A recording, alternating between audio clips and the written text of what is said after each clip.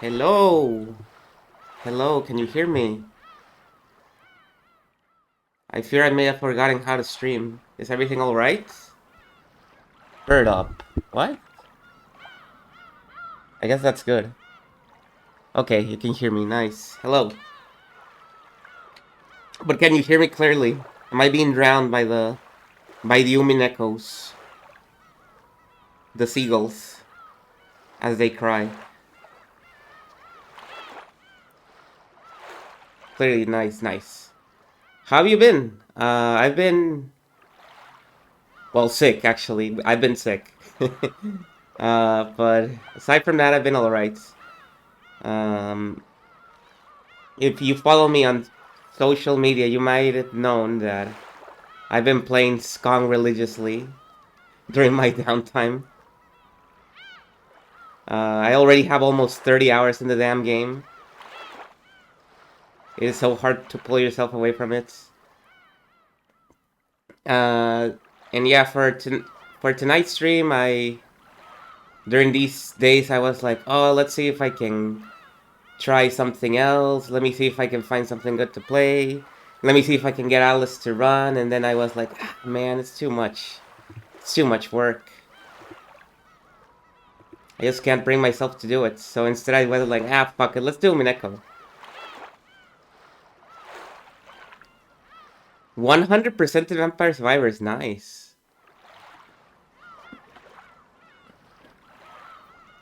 And I was like, ah, man. And also my cup is just gonna stay like this for like another 2 or 3 weeks, I bet.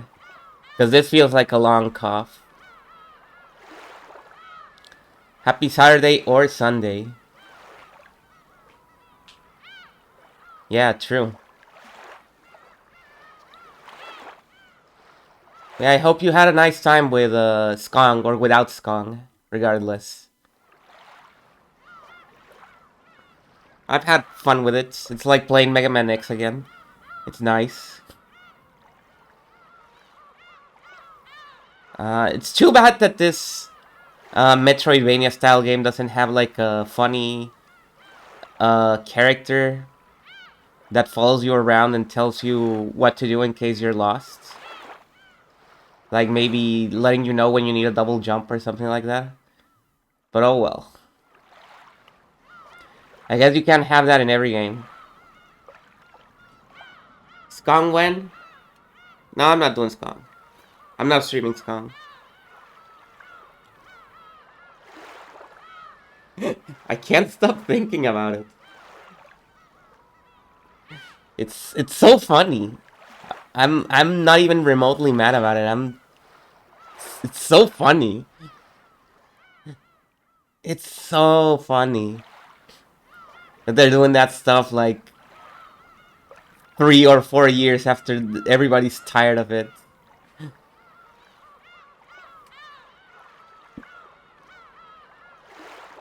Really makes you think. I was wondering, do you think they're just gonna go for it? Because, you know, they're seeing the response. They're probably thinking, oh man, people are not gonna like this. Do you think they're gonna get cold feet? They're gonna pull it back? They're gonna delay it another year and a half or something like that? Maybe even swap teams for a second time?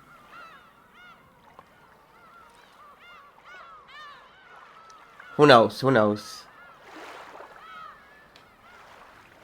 Or maybe they just cut their losses and release the game. And then they don't ever have to think about Prime 4 ever again. Okay, let's play Umineko, because, you know, as I've said, I'm sick, and this is a very taxing stream for my throat, so I probably shouldn't dally too much chatting before the actual start of the thing. Oh yeah, I didn't greet you guys individually. Hello, Croax. Hello, Camilla. Hello, Mr. Taco. Hello, Bug. Hello. I almost forgot to give you your hellos. Your treats. Your head pats. Let's see. So let's go on to the game.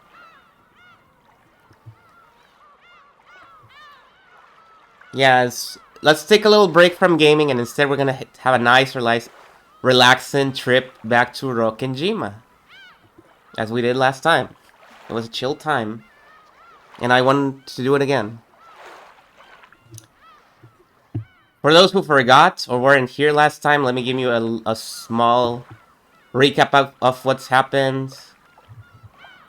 I guess I'll give it to you when I have the pause screen available, so you can see all the character portraits.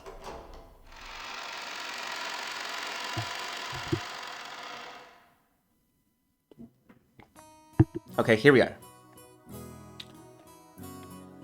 Let's ignore this for now. Here. So check this out. We are currently on the POV of this guy, Ushinomiya Battler, who is presumably the main character of this story. He is making a trip to Rokkenjima Island alongside with his estranged father, who he abandoned for a few years because of divorce reasons, presumably, and his not stepmother, because he doesn't acknowledge her as a stepmother, Kirie. And they're here for a family reunion to see their grandfather, his grandfather Ginso, who is the head of the family and is a very rich man who owns an island with a big house in it, and presumably is owner of several business ventures. He has been very sick lately, and he presumably only has a few months to live. These are all his sons and daughters. He's got 4. The first one is Kraus. We've already seen Kraus, but he hasn't appeared in the menu. The second one is Eva. The third one is Rudolf, who is Battler's father. And the fourth one is Rosa. And then we have all the cousins, which are Jessica, George, and Maria. And all the other characters are the servants of the house. And there's some other characters we met that are still not here. For example, Dr. Nanjo isn't here yet, even though he appears on the first scene of the game. He's a doctor that diagnosed Kimso with terminal illness. Hello, Laha. And so, during last Umineko stream, all we did was introduce the characters. We got to the islands, then to the house.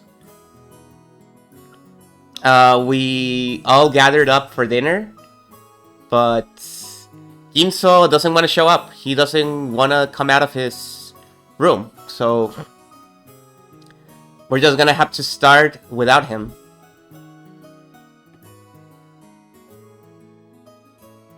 That George person looks very punchable. Laha, you are probably the most correct you've ever been in your life. Here we go. With that said, we continue.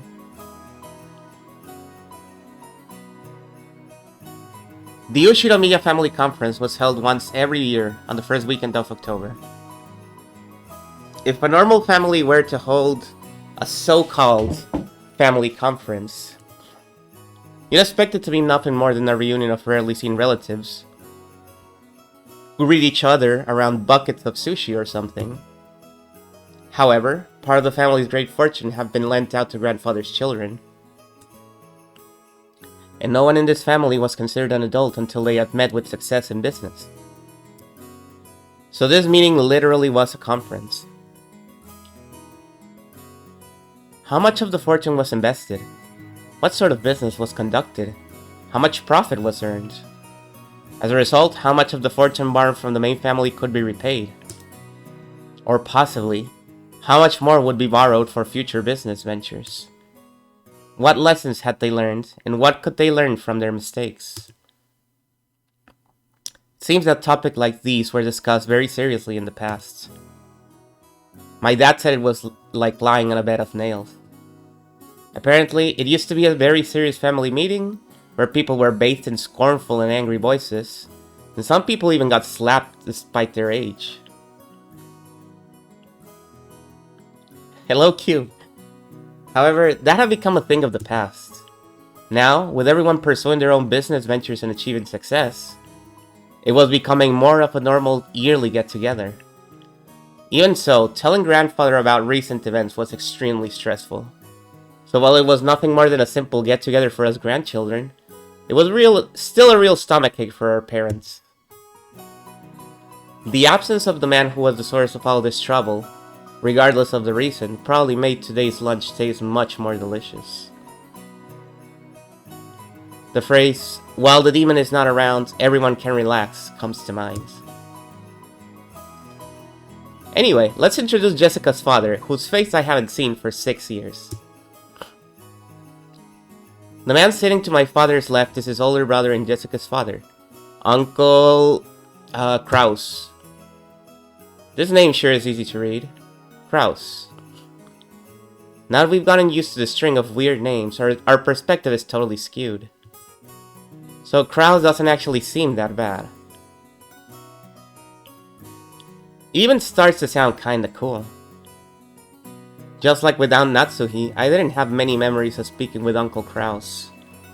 He had never been one to chat to children, and I felt like he was always talking with the adults, just like Aunt Natsuhi. According to my father's gossip, he was spiteful. He was a spiteful and violent man.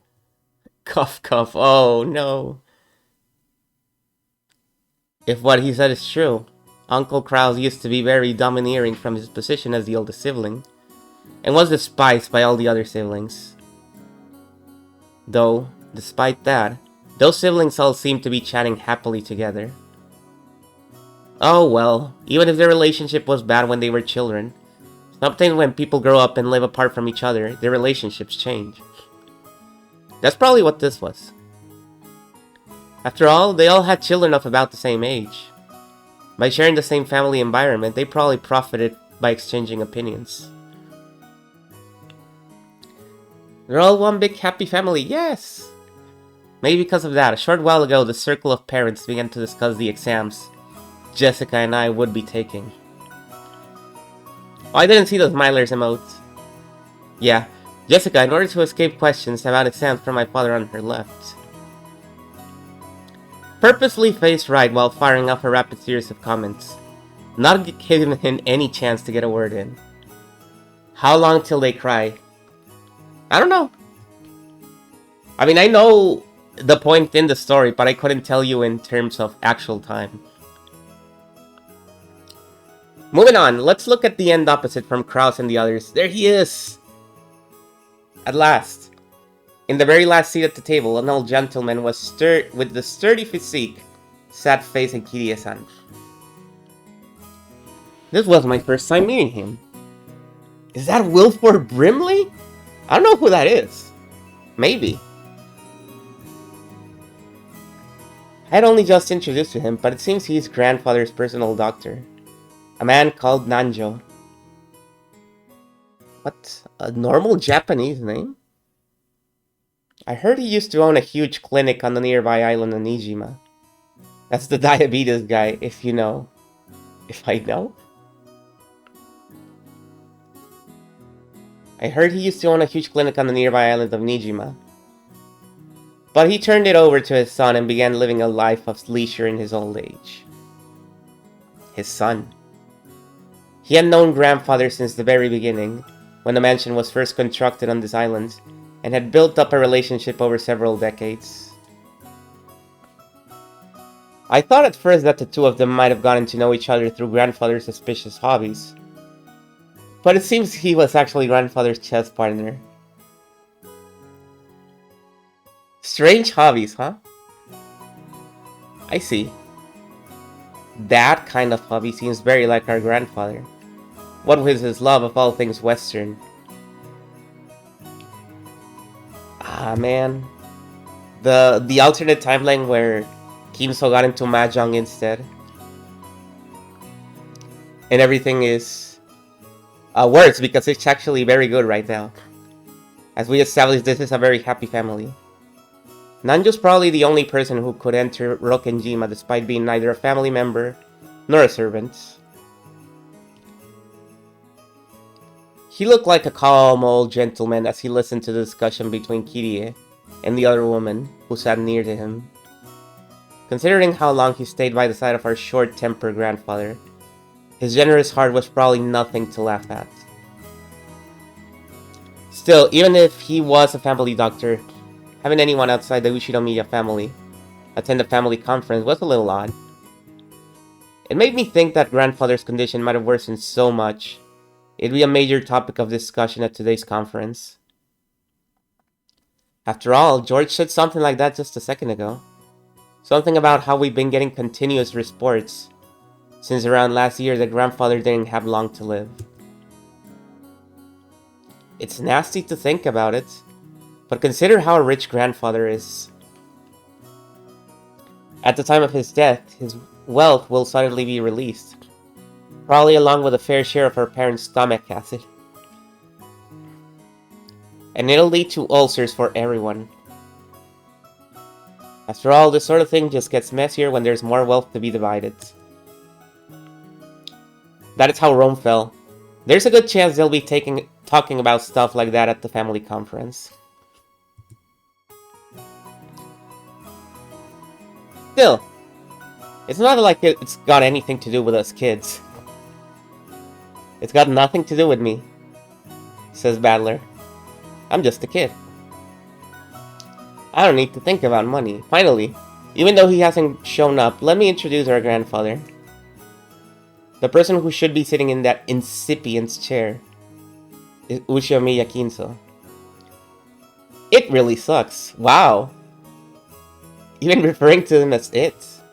Everyone else in the family has these weird names, but he's got this perfectly normal one himself. If only his name were written Kinso. But he let us call him Goldsmith or something. Gold Lewis. I totally freak out. As you can probably guess by now, he's a frightening person with an extremely short temper. Is he? Hang on. Is he here now?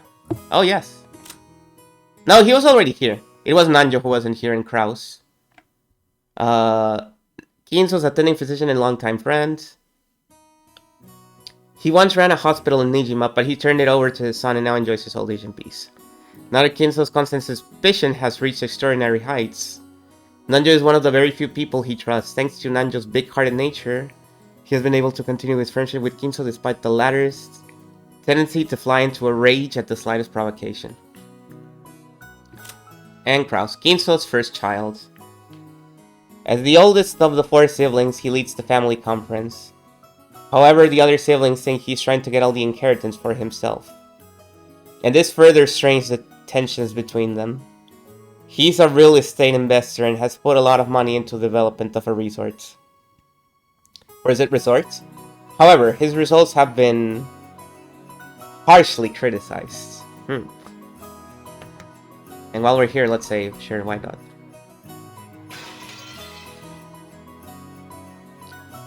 I'm one of his grandchildren, not a son, and I haven't seen him since elementary school. Thanks to that, I have no memory of being beaten myself. But our parents were apparently raised with an iron fist. That earlier conversation between my dad and Uncle Kraus about who should go convince grandfather to calm down seems pretty darn funny once you know their background.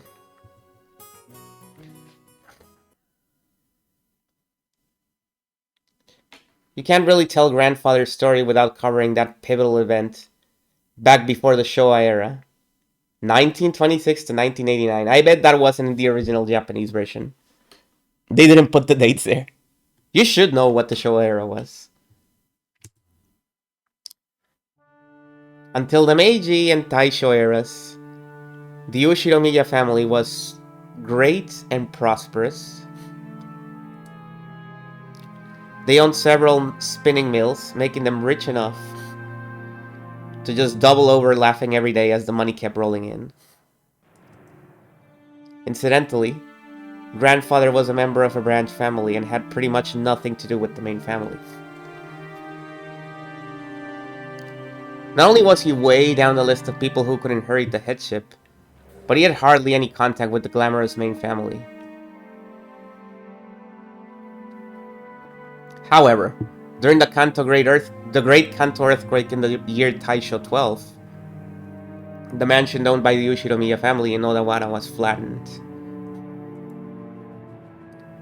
The spinning mills in Tokyo were all burned down in a huge fire, and the Yoshinomiya family lost most of its wealth and family members in an instant. Oh, just like Washizu. There's a lot of stories from the set in like the 80s, 90s about old men who had to survive the Great Kanto earthquake and how they had to pick themselves up from their bootstraps, basically. Washizu is I guess you can say he's the main antagonist of the Akagi manga, the mahjong one, famous of Kaiji fame, same creator. So once they started trying to figure out who the successor to the Ushinomiya family should be, they apparently found no one remaining except Kinzo and his branch family.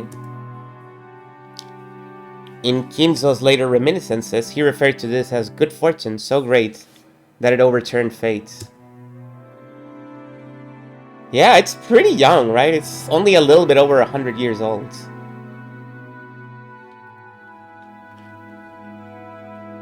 It was a very, very rapid change. With that, grandfather's boring, everyday life did a 180. He was entrusted with reviving the Daimyo Shiramiya family, which had lost nearly all of its wealth. However, just because he had been entrusted with this task didn't mean he could accomplish it.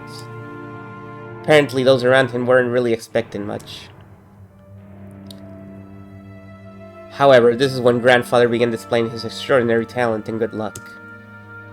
Grandfather used all of the family's remaining wealth, as well as everything from the hair on his head to his toenails, as collateral in order to borrow a massive amount of money. That's why he's bald! Once he's built a gigantic war chest, he immediately invested in business. It was like someone tumbling down a hill on a bike without any brakes. This is really making me think of Akagi, like, honestly. And then jumping onto a neighboring bike, and then another one. Just like some crazy street performance. I'll bet everyone thought grandfather had no business ability whatsoever. However, after several miracles and turns of good luck, with coincidences piling up and every chance taken advantage of, he was suddenly in control of powerful connections with the occupying forces. Oh dear! The occupying forces, good for him, I guess. At that time, MacArthur and the GHQ were the ultimate authority in Japan.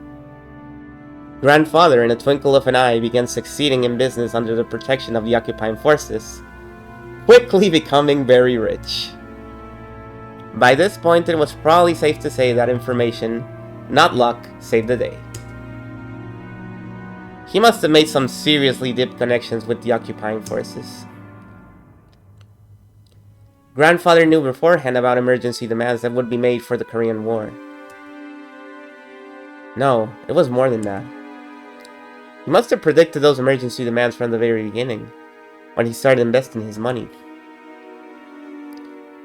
The history books made it sound like all of Japan made a large profit off of the emergency demands during the Korean War, but that isn't actually true.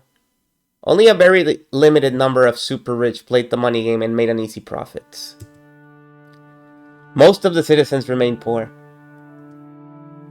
In other words, grandfather was a member of this extremely lucky group of winners. I'm pretty sure this all happened during the year Showa 25 or so.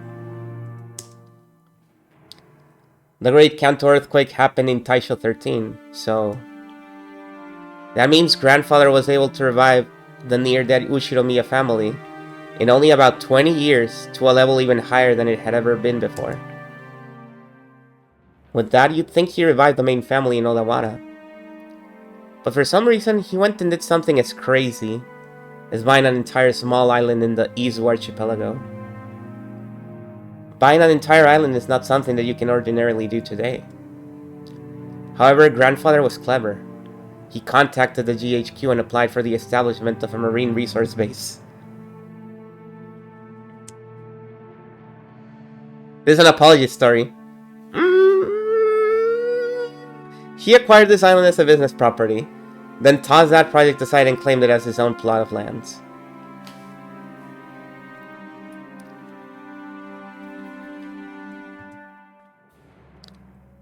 After the war, there were prevention measures against food shortages, and having the sponsorship of the GHQ meant that nobody could oppose him.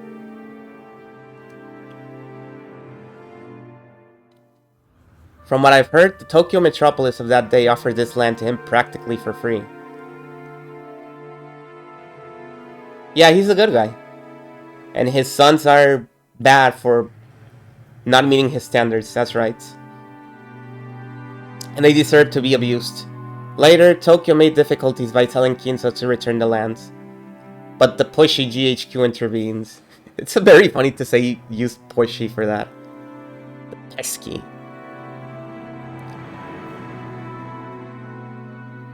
Anyway, it seems under-the-table bribes did their work well. In the end, the city gave up in frustration.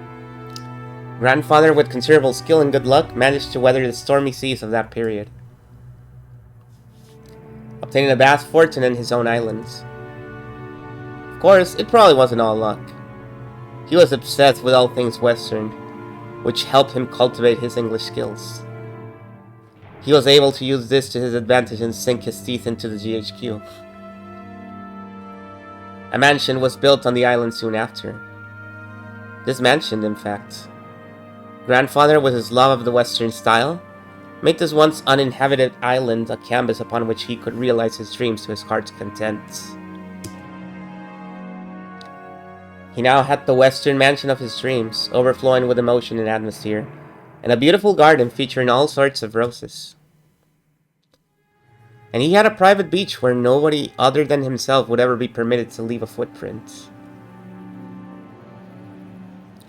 He's a bit of a Western style guy, true. He is also a demon from Pandemonium. I mean, no, he's good. This would be a dream come true for any boy. Any boy.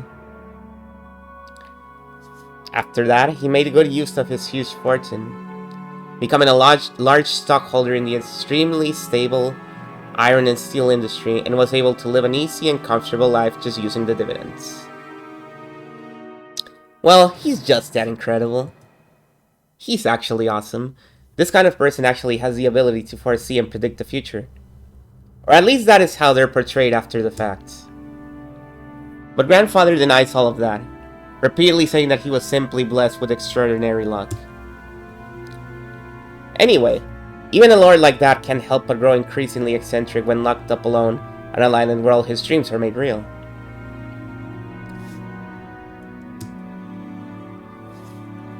Everyone knows that he's had a Western obsession from the start, but none of our parents really know when his bizarre black magic hobby began. Did his love of black magic begin way back when he became fascinated with everything Western? It must have been D&D. He got into D&D. Or did his miraculous stretch of good luck while reviving his family cause him to feel a mysterious power in himself? Oh, interesting. Hello, Harmless.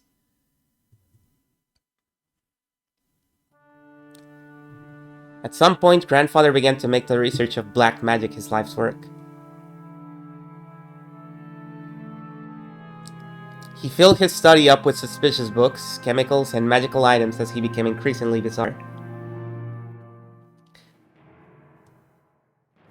From what I've heard, those around him warmly watched over him, figuring that someone who had achieved success in life had a right to do as he pleased.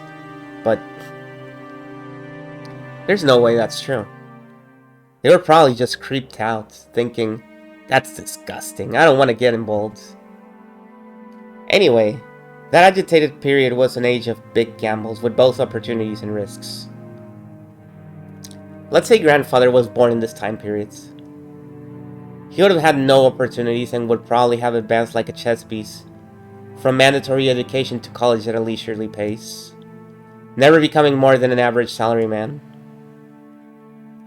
That happened, he'd probably have sat somewhere, happily tucking behind his boss's back. No, no, not in a fancy dining hall like this, more like at a table in some bar. Then again, I'll bet his family conference would be a whole lot more relaxing if that were the case. Okay, that's enough about the old geezer. More importantly, let's talk about me. No, let's talk about this incredible lunch. Oh, great. I'm already convinced by that sashimi salad appetizer. Koda-san's an excellent chef. Plus, these fish were caught in the adjacent seas, weren't they? They're totally different from the sashimi you get at the supermarkets. Hey, quit it, Battler. Your upbringing will be exposed. Everyone let out a big laugh. Damn it, you say that even though you love those cheap pubs. I've eaten at many unusual places because of work, but this stands right up there with the best of them. I'd be willing to bet Goda-san used to be very well known in those circles. Well, I don't know the details, but stuff got complicated at the long-standing hotel he used to work at. What with them opening a new establishment with the same name and breaking into factions or whatever it was. In the middle of all that, he was apparently forced to retire. At that time, Mom just happened to be sending out job offers for servants. As Goda removed the empty plates, he began to recount his own bumpy past without losing his smile. The world is a difficult place. However, thanks to the madam, I was given a chance to display my skills as a chef once again, this time for the Ushinomiya family. Although I enjoy experiencing the smiles of a larger number of people, I also find it quite entertaining to perform more delicate work that can please a limited number of those who have employed me. All this is thanks to the opportunity given to me by the madam. Goda-san respectfully bowed his head towards Aunt Natsuhi. That's because you were the most talented of the applicants. The decision was purely objective, not based on personal feelings, so there's no need to thank me. Dang, why does Aunt Natsuhi always have to sound so indifferent? If only she spoke with a bit more kindness, she might leave a different impression. Shannon-chan and Kumasawa-san entered from the hallway with the serving carts. Serving carts? They were serving carts. Please excuse us. Now then, let us move on to today's dessert. Goda-san and the others laid the beautifully adorned dessert out in front of us all. I guess it's true when they say you have another stomach for desserts. I thought I'd already filled up on delicious food. +2 just for reading the thing it said on the text? Thank you. I mean, I'll take it. But as soon as I laid eyes on that dessert, my stomach started yelling, more! I don't know much about desserts, but this looks really good. A white pudding-like substance was garnished with 2 shades of red sauce. And elegant rose petals adorned the dish. Normally, during a high-class meal like this, you're supposed to wait for the chef to extol the virtues of this particular meal before eating. However, Maria was completely indifferent to strict rules like that, so she got excited by this beautiful and delicious-looking dessert, jumping into the fray as soon as it was placed before her. Aunt Rosa scolded her, calling it bad manners, but George responded by saying, now, it's okay. I don't know shit about dessert, but this one seemed alright. Yeah. You know how they are in a lot of Japanese culture. Well, as a guy, I'm not really too fond of sweets, but this one was pretty good. I think that is an actual thing they say in Higurashi at one point. Oh? This part's sour. This part's sour. Adler, this one's no good. Oh! Maria exclaimed as she sampled the 2 colored sauces. What, some are good and some bad? Okay, I'll give it a go. Isn't that a thing? I mean, it's a thing in a lot of Because sweets are considered childish, basically, or for girls. Adult men are not supposed to like sweets. Apparently, one sauce was sweet and the other sour. Despite it being bad manners, it also stuck my little finger in and licked it. Fellas, pretty much. Oh, one of the sauces was sour enough to make you pucker up. If it were yellow, I'd have suspected lemon. Lemon! But I couldn't guess what kind of sourness would be red. What kind of sourness would be red? I don't know. I mean, I guess a particularly sour strawberry could be considered sour. But no, I don't think that's it. I decided to ask Shannon, who was putting away the serving cart behind us. Shannon-chan, what kind of sauce is this sour stuff?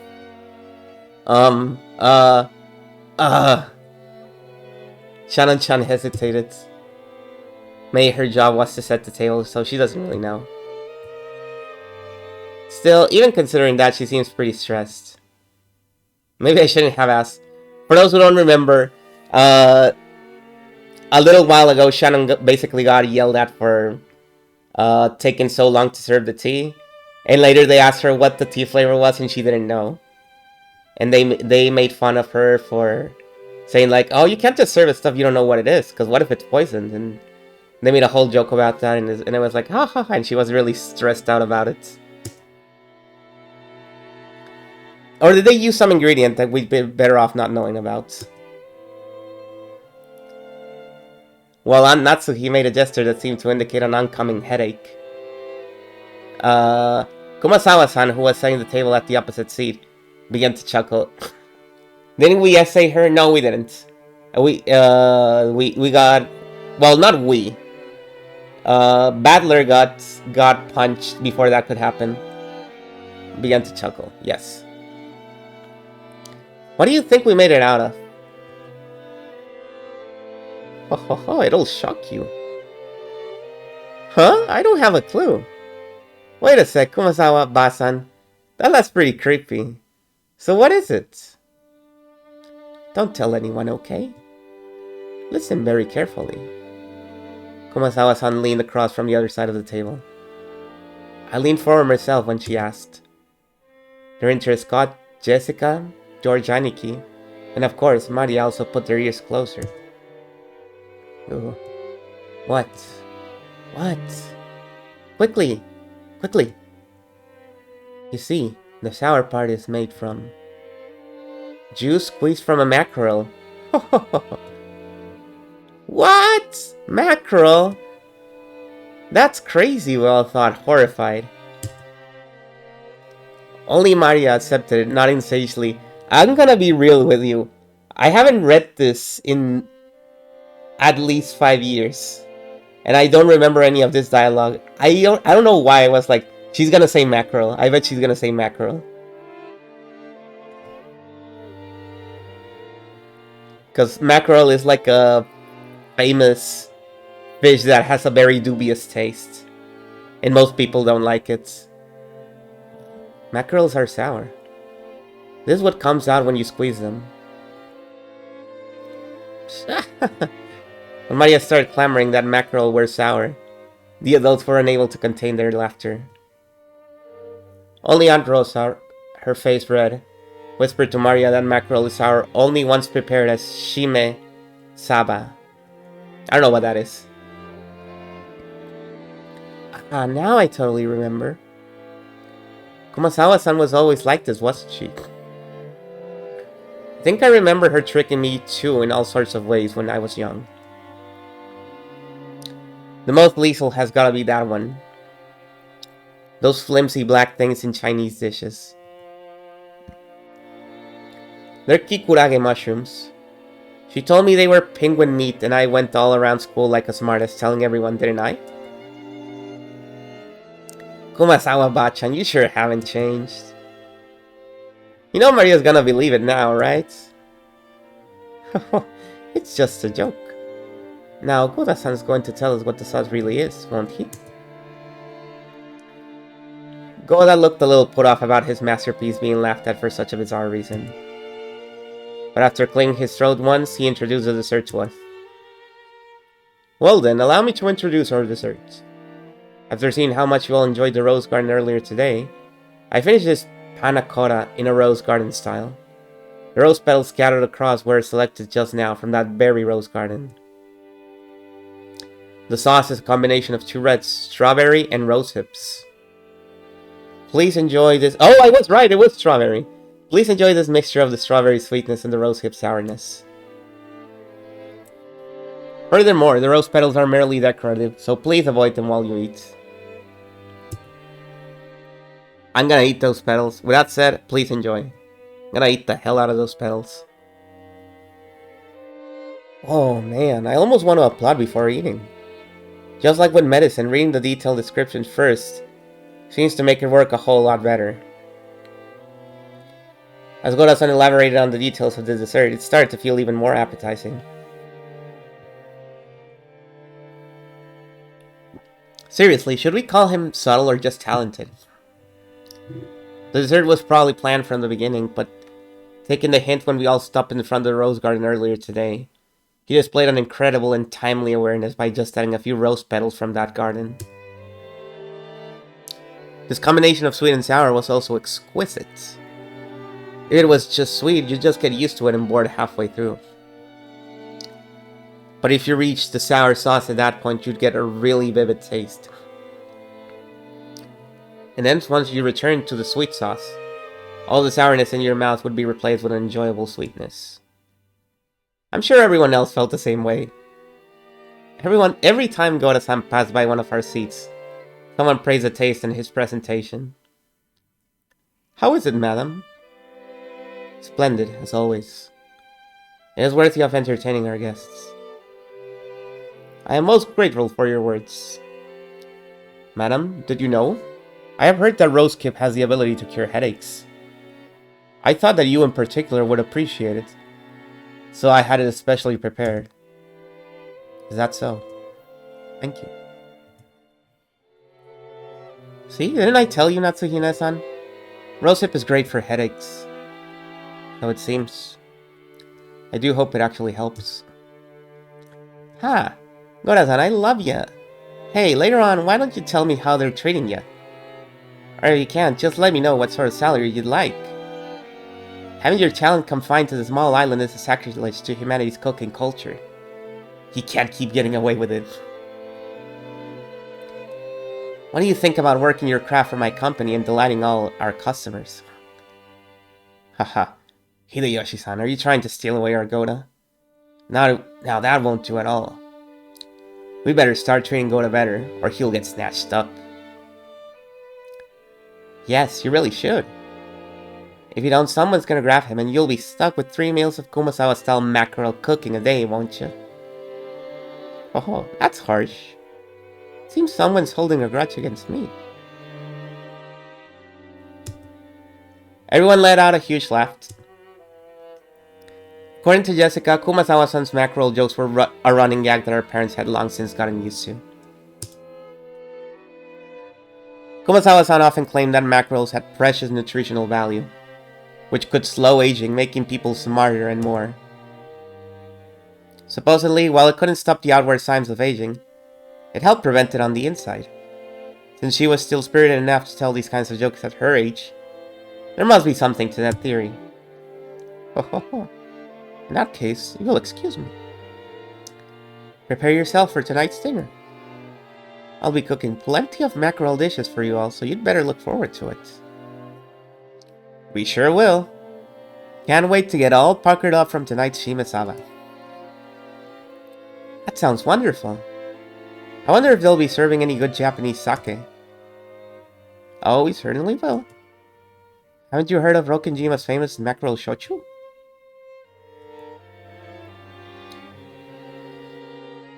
Kumasawa-san, together with Shannon-chan, bowed and pushed the serving cart away. It was pretty funny to watch Goda-san, who looked like his show had totally been stolen, explain in a serious voice that we would be having calf steak for dinner.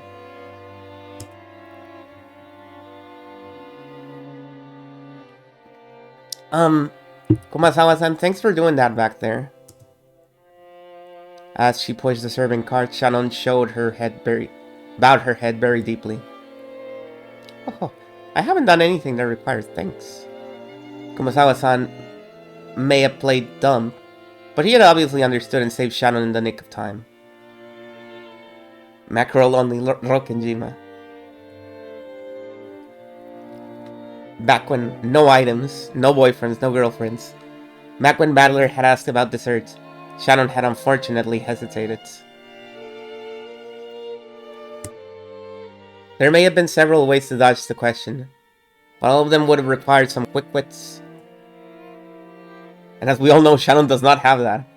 Very rude Battler. Shannon, who hesitated when hard pressed for a response, was always suffering because of this small weakness. If only Shannon had a little of the craftiness needed to cleverly shake off a mistake. Like Gora, her life would have been a bit easier. The fact that she could perform other tasks flawlessly made this weakness even more unfortunate. However, there were some who understood Shannon's honest nature. Her inability to gloss over a mistake and draw attention away from it. That was why Kumasawa had smoothly come to her rescue. I just heard from Genji-san that there will be a change in the afternoon shifts. I believe you were given a break until this evening. I'm jealous. Huh? I'm sorry, I haven't checked the shift chart yet. Ah, yes. I was thinking I might start cooking mackerel in the oven. If you don't mind, I would be happy if you would help out a bit before your break. Ah, yes! I would be delighted to help. To Shannon, Kumasawa was like a mother among the servants.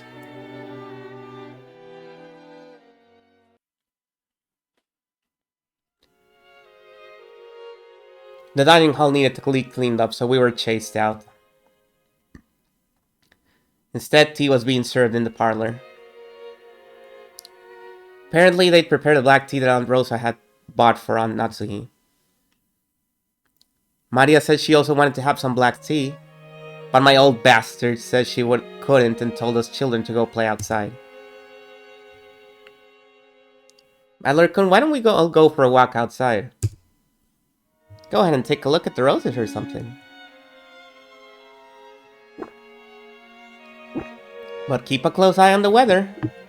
The sky's still clear, but the weather report kept on talking about rain. Oh yeah, remember the typhoon warning? That was also a thing.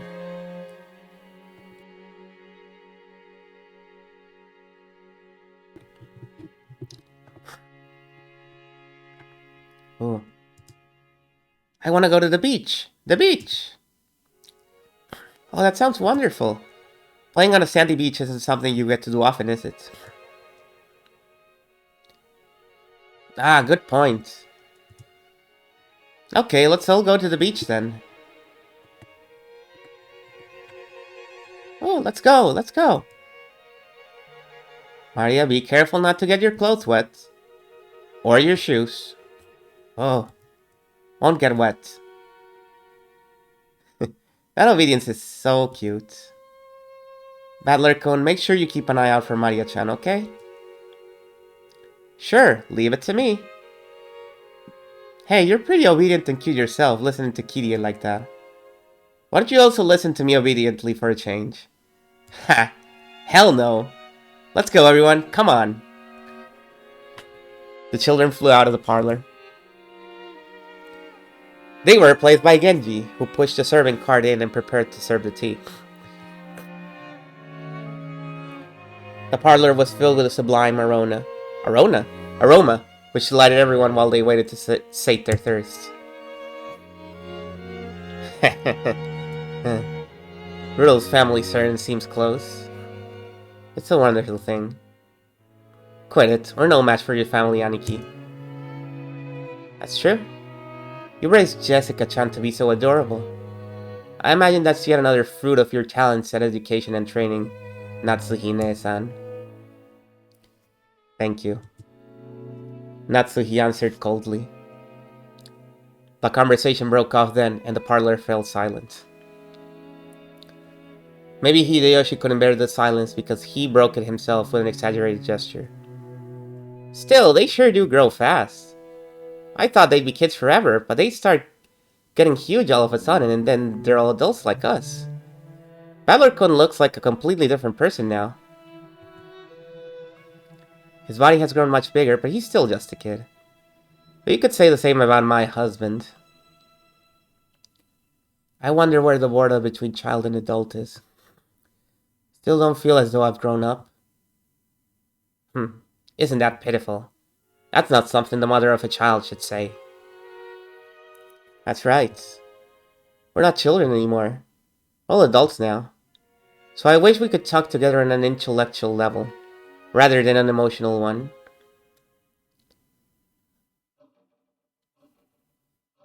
When Eva smiled with sharp sarcasm, everyone seemed to get more tense. It felt as though that pleasant tea aroma had been tossed out the window. Since long ago, we've always endeavored to engage in intellectual conversations. It seems your sarcasm occasionally misses its mark. Just as it always has. Oh, what is it you always endeavored to do? My.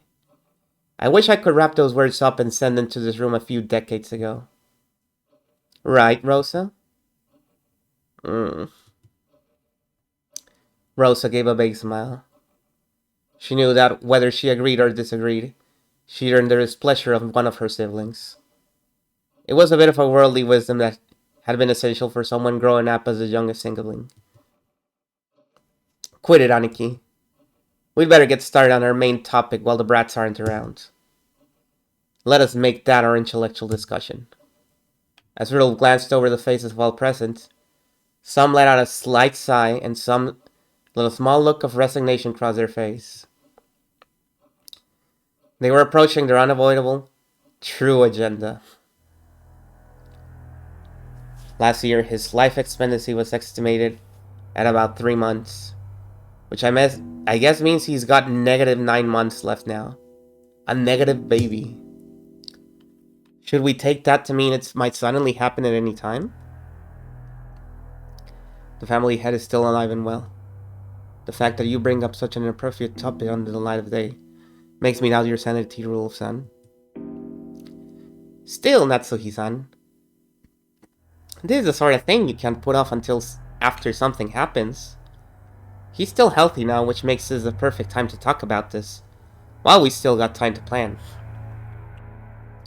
It's just a bit of financial etiquette, you might say. It seems father is the focus of everyone's concern. Dr. Nanjo, could we hear the details from you? That appears to be what everyone else is waiting for, after all. For all these horrible persons. No! They're not horrible. They're nice.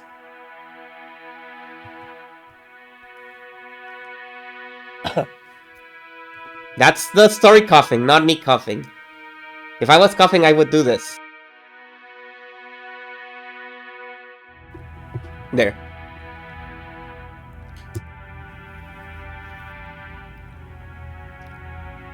Nanjo, who had been standing by the window and staring out at the rose garden, let out a single cough when he realized that he was being called. Dr. Nanjo, how is the father's condition? Well, to begin, allow me to start with a revision, since my estimate last year that he had only 3 months left was not borne out. No need to explain. You're saying that measuring remaining life is only a prediction, not a promise, right? That is correct. Because of that, while I will accept everyone's repeated questions, I can by no means confirm when he will pass away. A human's life is supported by their body and their mind. If the body is weak, the situation becomes more dangerous. But if the mind is strong enough to compensate for that weakness, the effect of one's condition can sometimes remain in a subdued state. So you're saying that even if his body is weak, his mind is still firm and spirited. Kirie, sorry, but please stay quiet for a bit. I'm sorry. That is correct. Kinso-san's body is being overwhelmed by the demon of ill health. This will hold especially true as long as he continues to partake of such strong alcohol. So he's in a crisis now because he drinks. And maybe he's lived this long because he drinks. There's that for you, the heavy drinker. Well then, Doctor, I know you can't give anything more than a prediction. But what do you think about Father's chances of living until this day next year? That's quite a rude question to ask about the family head. Natsuhi jumped on Eva, not even bothering to hide her astonished expression. Eva stared batteringly, but Hideyoshi realized what was going on and tried to smooth things over with a forced smile. Natsuhi-san, forgive her. Eva, choose your words a bit more carefully, okay? I'm sorry. I was just so concerned about Father's condition. Is that so? I hadn't realized. Dr. Nanjo, please tell us. For the sake of the beautiful love of a daughter worried about her father's lifespan.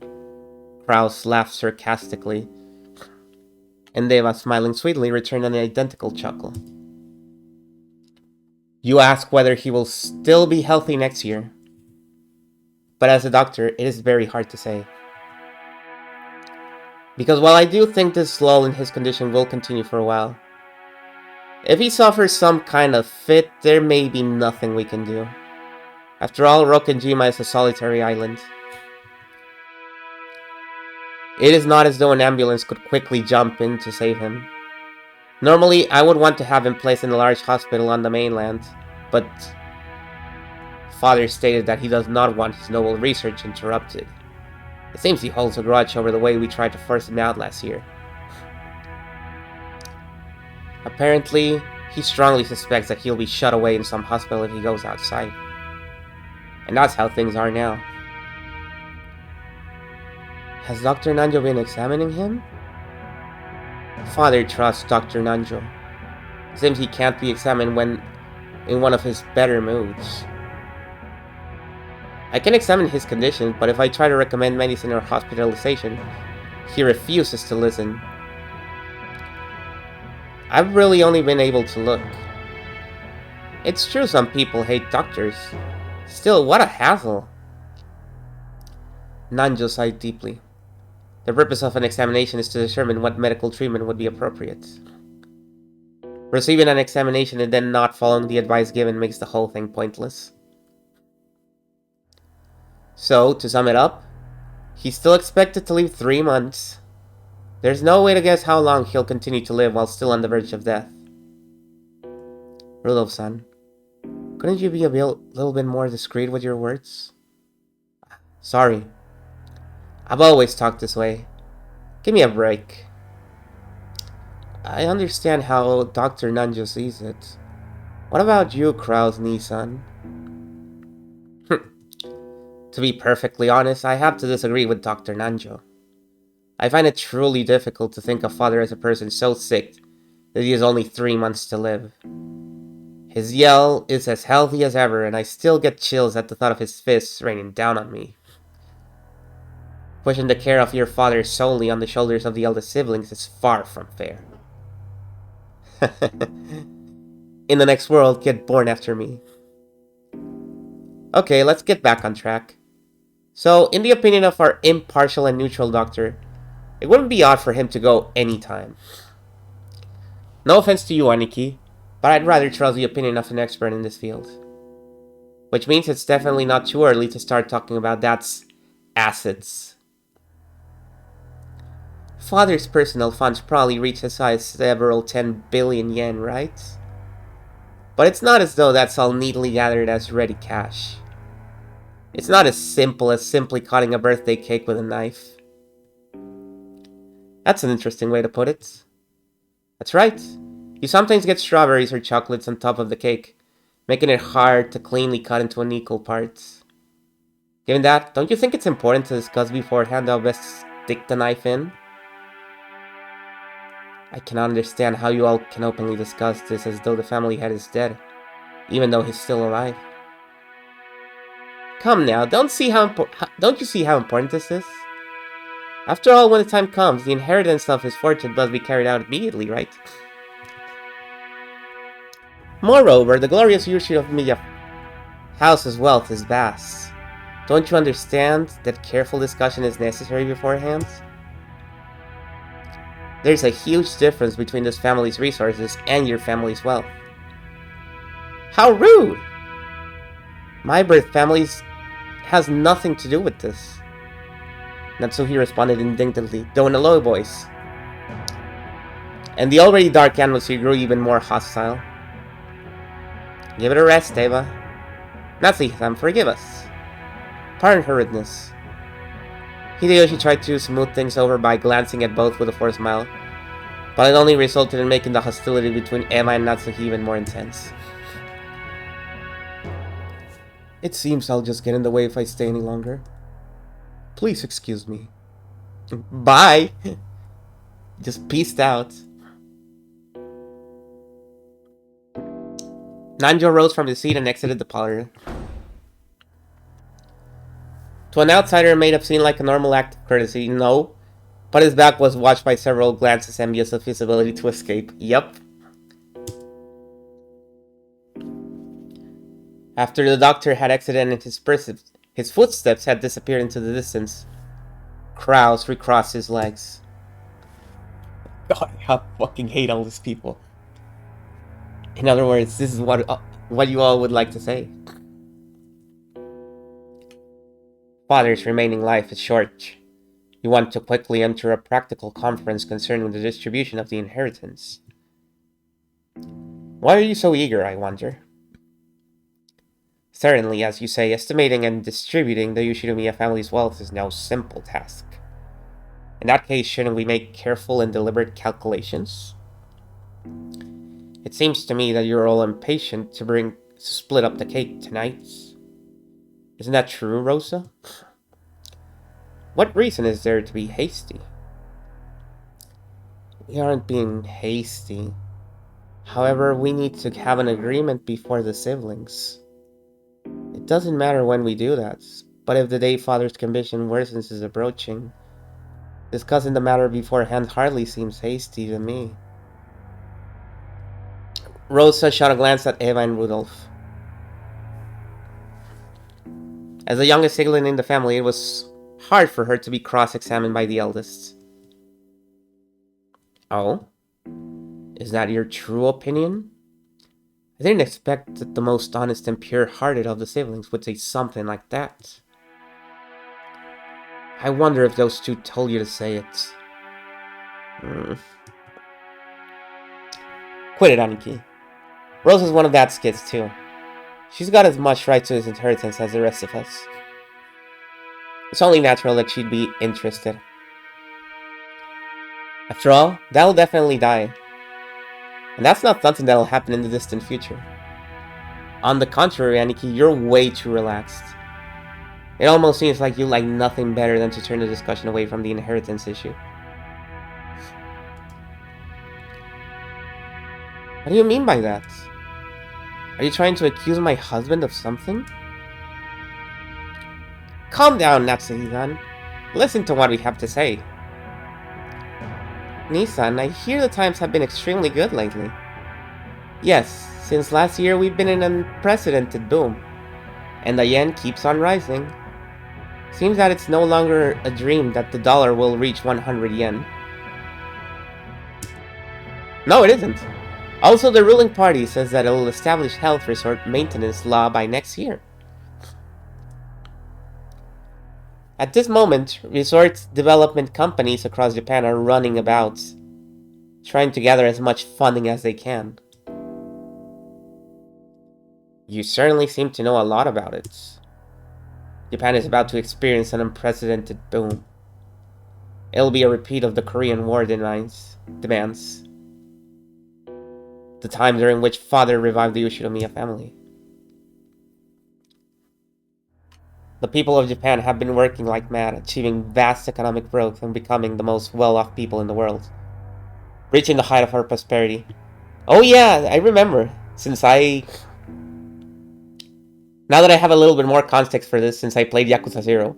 Yeah, I know, big history lesson from a video game. I guess this would be the height of the Japanese economic bubble, right? During the late 80s. Like, the bubble is about to burst. We're about to have a huge drop. We've reached an era where private spending is vast, which means easy money for institutions that can capitalize on that fact. Yeah, this is the 80s. The three kinds of electrical appliances no longer represent the people's needs. It's easy to forget because, you know what they say, time is a circle. The people need ski resorts, golf courses, public pools,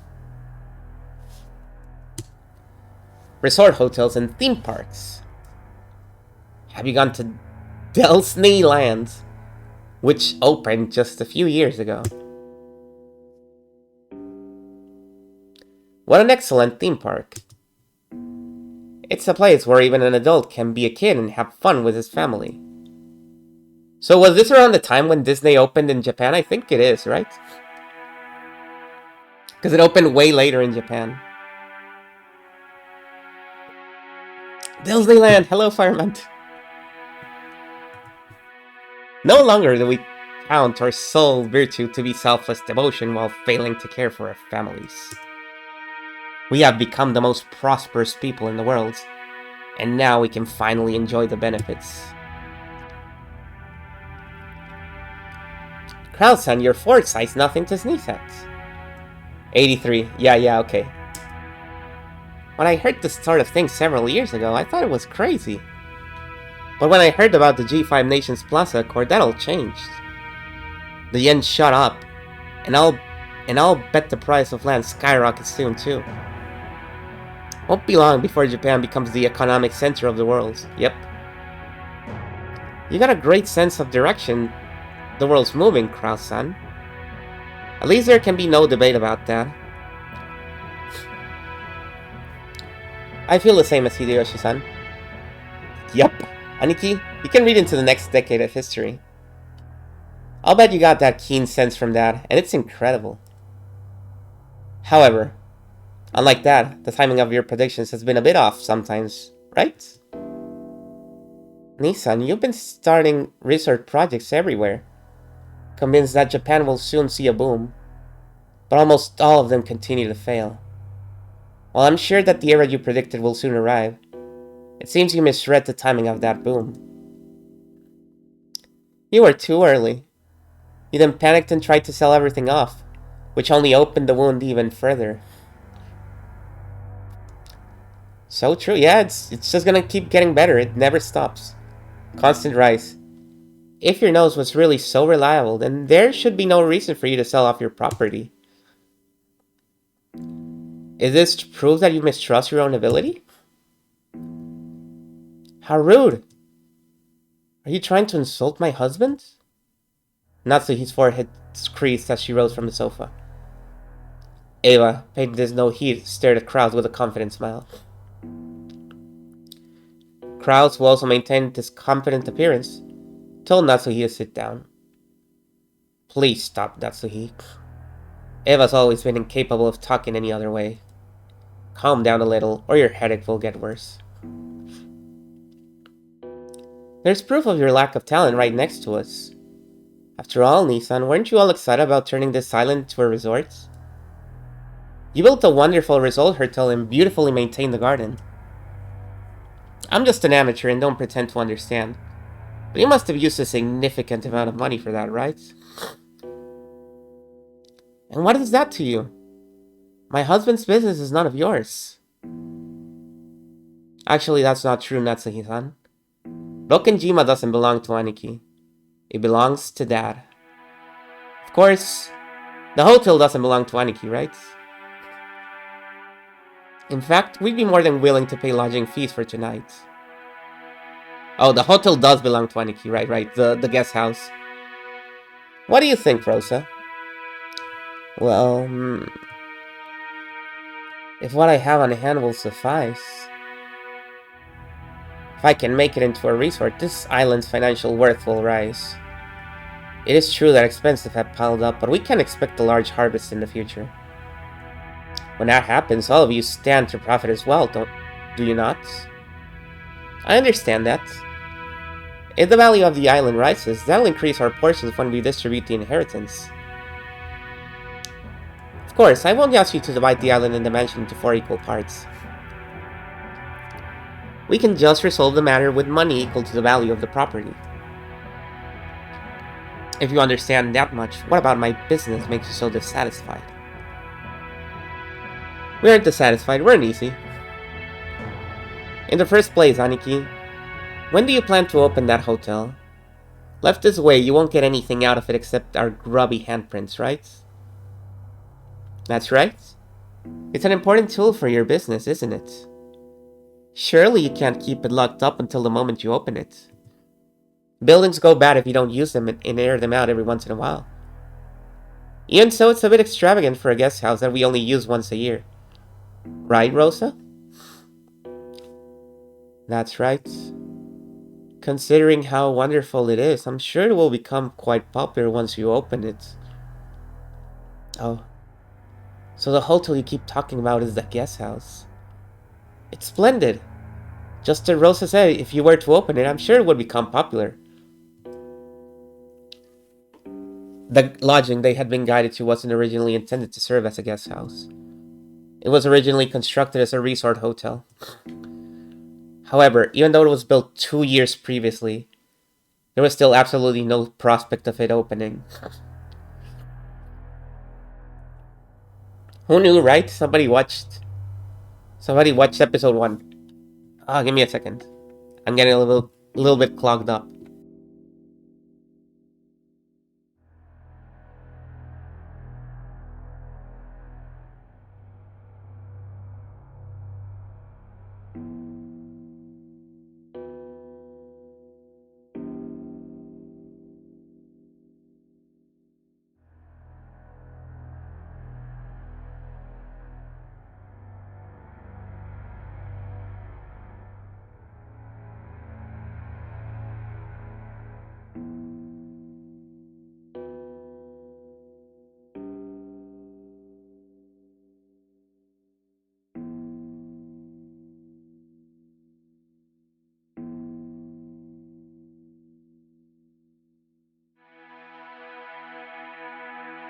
Okay, continue.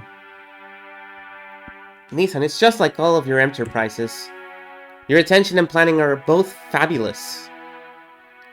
Then it always becomes unmaintainable partway through, and ends before you have a chance to earn any profits. You were brilliant when you saw that using this island only as a place to live was a waste. I think it was a pretty good plan to turn it into a resort that could use the prospect of marine sports, fishing, honeymoons, and the like to attract customers. If I were the eldest son, I'm sure I'd have strained my brain looking for a way to make a profit off this island. But 2 full years have passed since you finished building, right? After 2 years, you still haven't had the opportunity to open it. Where's the managing company you entrusted it to? Impertinence! That's not my husband's fault. There's just been some trouble with the company that my husband contracted with. No matter how you look at it, we're victims here. And yet, the rumors we've heard about this company you hired haven't been good at all. Let's be clear about this, dear. Do you really think we wouldn't hear about how lack of payment, embezzlement, and other issues led to the project disintegrating mid-flight? We even have evidence. I don't know what kind of evidence you think you found, but it's all baseless. As new members in the tourism industry, it is necessary for us to lay the groundwork with various people. It is also important to investigate the trustworthiness of our partners. It's merely taken us some time to meet that goal. I'll admit that in my rashness, the hotel was completed too early. However, it's not as though we're paying maintenance costs. It's a foundation that will eventually become immensely significant. Liar. I'll bet you want to liquidate it, but can't. After all, there's no reason for anyone to buy such an extravagant hotel in an isolated empty island without any established sightseeing routes. And anyway, what about all the loans you made for this project? Even if you aren't incurring maintenance costs, the borrowed money that you can't return just keeps growing. Sorry, Krasny-san, but I'll investigate the development plan for this island a bit. To be honest, I haven't heard anything good either.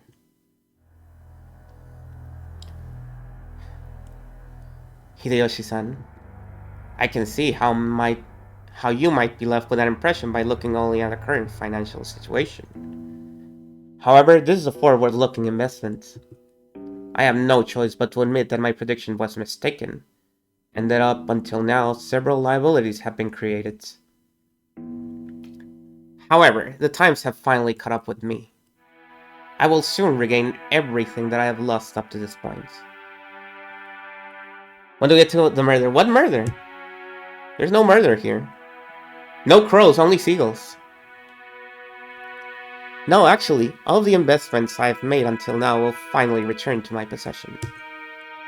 That's right, just like throwing away a small fry to catch a salmon, they will come back even bigger than before. I'll accept that. The resort business will probably see an unprecedented boom before long. Though I don't know if it'll be enough to cover all your debts. However, Krasny-san, after all your failures in the past, who exactly do you expect to provide you with funding? And this isn't some small amount we're talking about. You'll need enough funding to fill the massive hole you've dug. What are you trying to say, Hideyoshi-san? Natsuhi-san, please don't get angry. We looked into this too. We checked to see who might have provided Krasny-san with enough financing to support his recent large-scale projects despite his string of failures. And we discovered that no such backer exists. The iron rule of the money roulette is that you bet against the loser. Aniki, you are a fairly well-known loser in this field.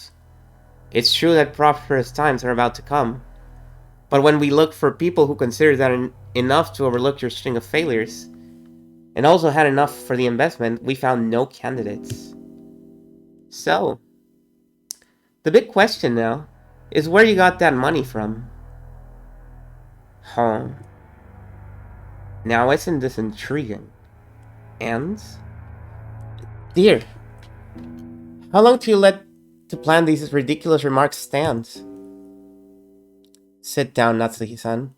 Let's cut to the point. Aniki, you've been diverting that private funds for your own business. Businesses? Oh, that's even worse. There's pretty much no room for doubt. If you think we made some kind of mistake, please feel free to explain. Rudolph, don't call it diverting funds. This is embezzlement, plain and simple. A huge crime that can be criminally prosecuted. This sort of rudeness cannot be tolerated. How can you face the successor to the Yoshinomiya head family and lever these absurd accusations? They aren't absurd, they're right on the mark. I'm sure he'd like to somehow make his business succeed and recover his losses, but his debt keeps getting bigger. He's just trying to cover up the failure of one gamble by making an even bigger one. It's only natural that he'd try to grab any sort of funding close at hand. Let me be frank, Nissan, what you're doing is embezzlement. You're betraying father. You know that we'll have the court settle this after it's all over, right? Do you think that kind of person has any right to call themselves a successor to the Yoshinomiya head family? Falda, you dare to claim that he has betrayed the family head? You no longer have the right to straddle the threshold of the glorious Yoshinomiya family. Leave this place at once. Now. Get out. Natsuhi, who had already reached the limits of her anger, shouted at Eva in rage. She then pointed alternatively at Eva in the hallway, demanding that she leave. Natsuhi is such a meat writer. Huh, what a thing to say. Eva took out a folding fan and fanned herself with it. glaring maliciously at Natsuki as though silently daring her to repeat what she'd said. However, her mouth was still smiling, curved in the shape of a crescent moon. In that unpleasant silence, Rosa gulped. Hey, Natsuhine-san. To whom do you think you're speaking in such a tone? I'm speaking to the exceedingly rude sister of my husband. As a person in charge of this main family's kitchen, I cannot overlook any more of this. In charge of the kitchen? Be silent, lowly maidservant. Eva folded the fan with a snap and rose to her feet energetically. Compared to the elegance and playfulness she'd shown until a second ago, she was now unimaginably aggressive. How foolish! You stand down! Before Eva of the Ushinomiya family. You tell me to stand down? Me? Ushinomiya Eva, the third rank in the Ushinomiya family hierarchy, and the one allowed to sit at the left shoulder of the head? Know your place. And then look at your shabby self in the mirror. Where is the symbol of the wing on your clothes? Where are you permitted to wear the one-winged eagle? Are you nothing more than a borrowed womb to house the next successor to the Ushinomiya family? Understand your place, you common housemaid. Eva's face twisted hideously, as her words gouged into Natsuhi's heart like talons, wrenching at it. There were 100 ways Natsuhi wanted to respond. However, her anger and sorrow crushed her throat, and none of those words managed to make it to her mouth. Her anger had nowhere to go. It became a single hot tear that slowly dripped down. What's wrong? You have something to say, please do so. Come on. Eva faced her with a provocative gaze. However, Natsuhi could do nothing but tremble, her clenched fist quivering. Kraus quietly broke the powder keg tension. Natsuhi, leave your seat. You should go cool your head. What? Natsuhi, resenting the fact that her husband had not come to her aid, shifted the focus of her attack. Dear, don't you understand what they're saying about you? These people are baselessly claiming you're a traitor to father. They're making light of the fact that we protect the glory of the Ushinomiya family, even though we're constantly expending every effort to earn that glory from father. They trample all of that underfoot with their hateful rambling. And you don't even try to fight back. Why? I'm only standing up for us because you won't. But you've been putting the entire burden on me for some time now. And now you tell me to go cool my head? It's always me. Even though I have always considered this family's affairs so seriously, you've... Ah!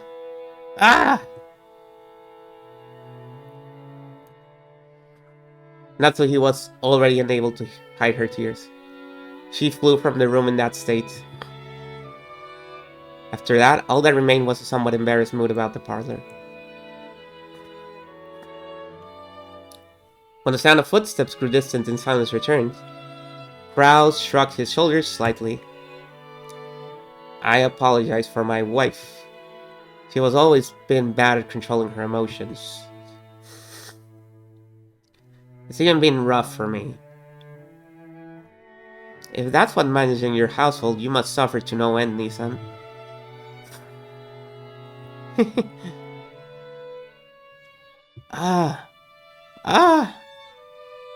Madam. It's nothing. Leave me be. Natsuhi flew into her room and threw herself onto her bed, lamenting. Those heart-wrenching sobs reached Kumasawa in the hallway. Poor Madame Natsuhi. There is a deep enmity between her and Eva-sama. Explaining their relationship would be very trying for me, as a woman. The Yoshida family holds blood... Wait, for me as a woman? I guess we're on Kumasawa POV right now. The Yoshinomiya family holds blood in high regard, but if a woman marries and leaves the family, they're normally removed from the family register. Uh-huh.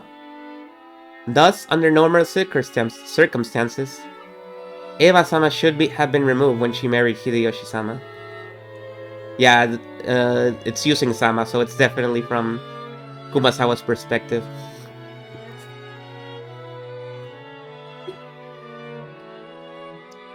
However, there's no one deserving of blame in this matter.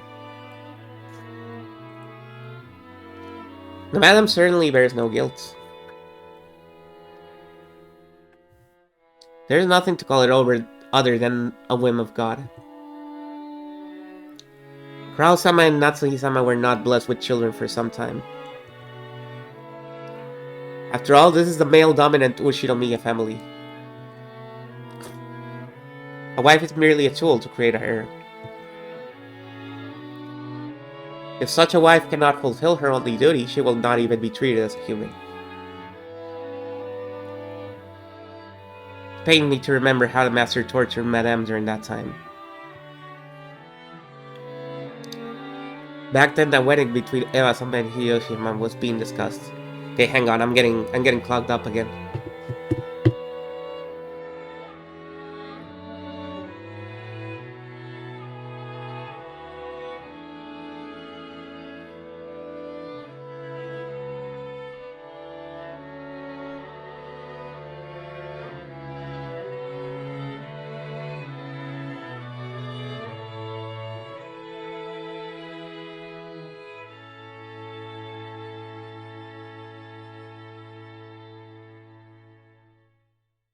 Seems like a healthy family system, yeah. Surprisingly, not a lot of coughing tonight, but a lot of getting clogged up. And having to stand up to clean my nose. Or rather, blow it. Eva-sama was sly. Taking advantage of Madame's inability to become pregnant, she gained the favor of the master. She inspired him to allow her to marry. The master is referring to Kinso, by the way. It's not referring to Kraus. So, it wasn't Kraus who was abusing Natsuhi. It was Kinso. She inspired him to allow her to marry and give birth to a successor herself, making sure to avoid transferring her name out of the Ushinomiya register. Yeah, this is ancient history. There was a vast difference in the Ushinomiya hierarchy between Madame, who married into the Ushinomiya family and was treated like an outsider, and Eva-sama, who was related to the family by blood and whose husband took on the Ushinomiya name. Furthermore, Eva-sama actually gave birth first, and to a boy. As for how much weaker Madame's position was than Eva-sama's, well, I believe you could see for yourself. I'm sure Madame is tormented by the thought that if only she had gotten pregnant earlier, the master wouldn't have accepted Eva-sama's request to keep her last name after marriage. And Eva-sama wouldn't have been permitted to act as arrogantly as she did today. However, that was not Madame's fault. All the blame lies with God's whims and Stork that delivered Jessica late. We shot that fucker down when it arrived. How dare it arrive so late? We dined Stork that night. Even so, Madame won't allow herself to see things this way. She probably can't help but cry bitter tears as a woman at her inability to carry out the duties expected of a wife.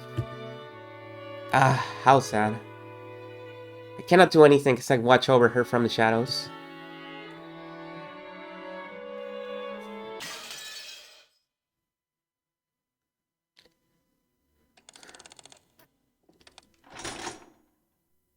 Oh, we went back in time. I don't know if you noticed. We didn't move forward. We went like 20 minutes back in time.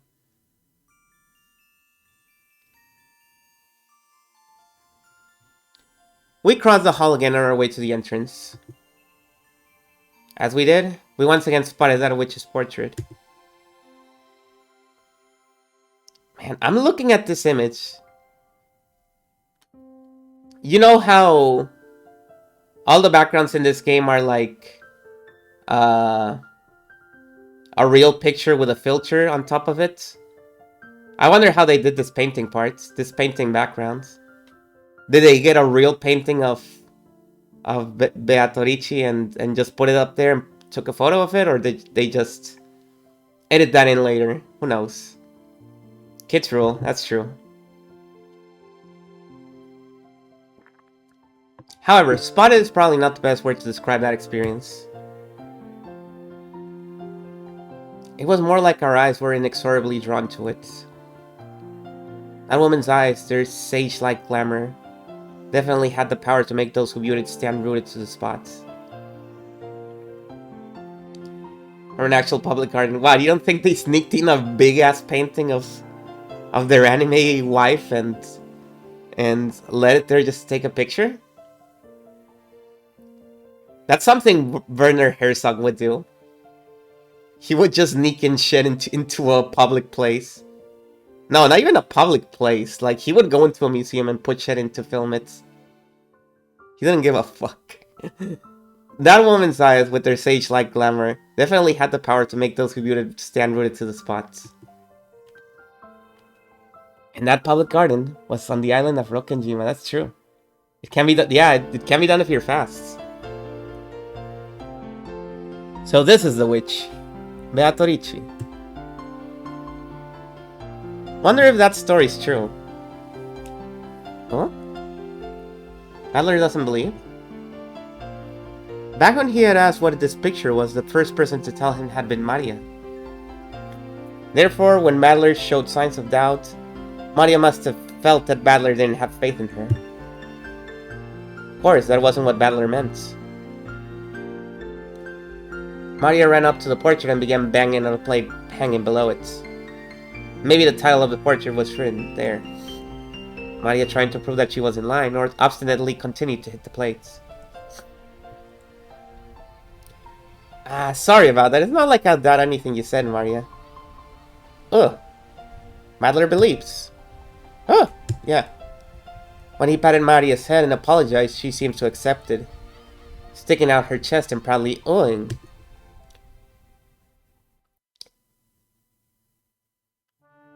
What's this? My beloved witch Beatrice. Behold the Switchfish River. What with this weird, huge epitaph? The plate did have the title of the portrait written on it, but it was much too big to contain only that. Beneath the title was what appeared to be a long epitaph. If you just skimmed over it, several unnerving words would jump out at you.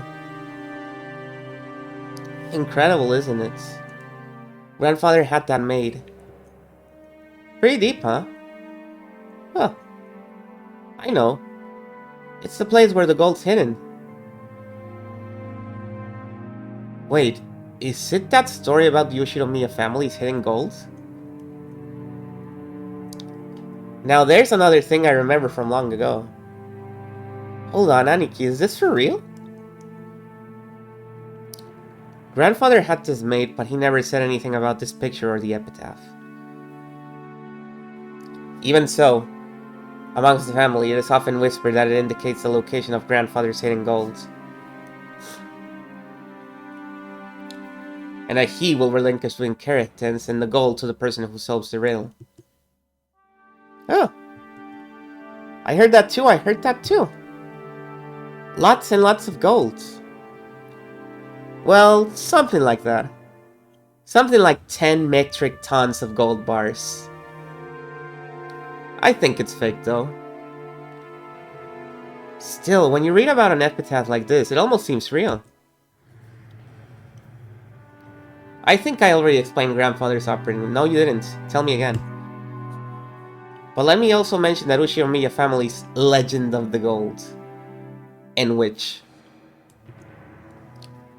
Grandfather succeeded the Ushinomiya family after it was destroyed in the Great Kanto earthquake. And by successfully riding the stormy seas after the war, he managed to accumulate great wealth. That much of the story everyone knows. However, this is where the strange part begins. Part of it involves Grandfather's black magic obsession, so it its credibility is extremely low, but... Well, wait until the end before you doubt or make fun of it. Okay.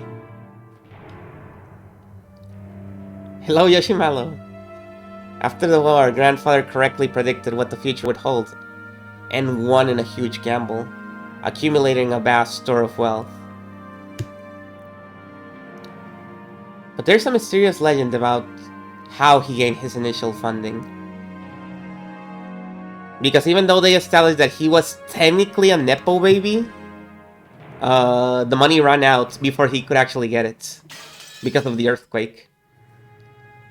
So he was no longer a Nepo baby, I guess. Grandfather came from a branch family and had no connections in the business world or the financial world. Even though he later built connections with the occupying forces, he supposedly started as a nameless person who hadn't yet gained anyone's trust. It takes trust to gather money. There's no way anyone would lend money to someone they don't trust.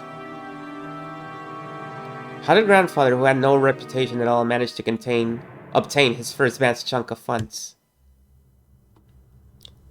When asked that question, grandfather supposedly answered like this.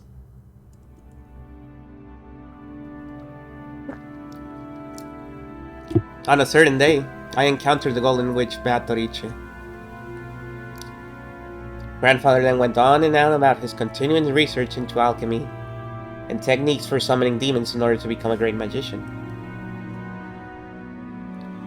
And the entity summoned as a result of the demon calling ceremony was the golden witch Beatrice. He then apparently made a contract by which he would receive fortune and honor in exchange for his own soul. The witch then granted grandfather 10 tons of gold.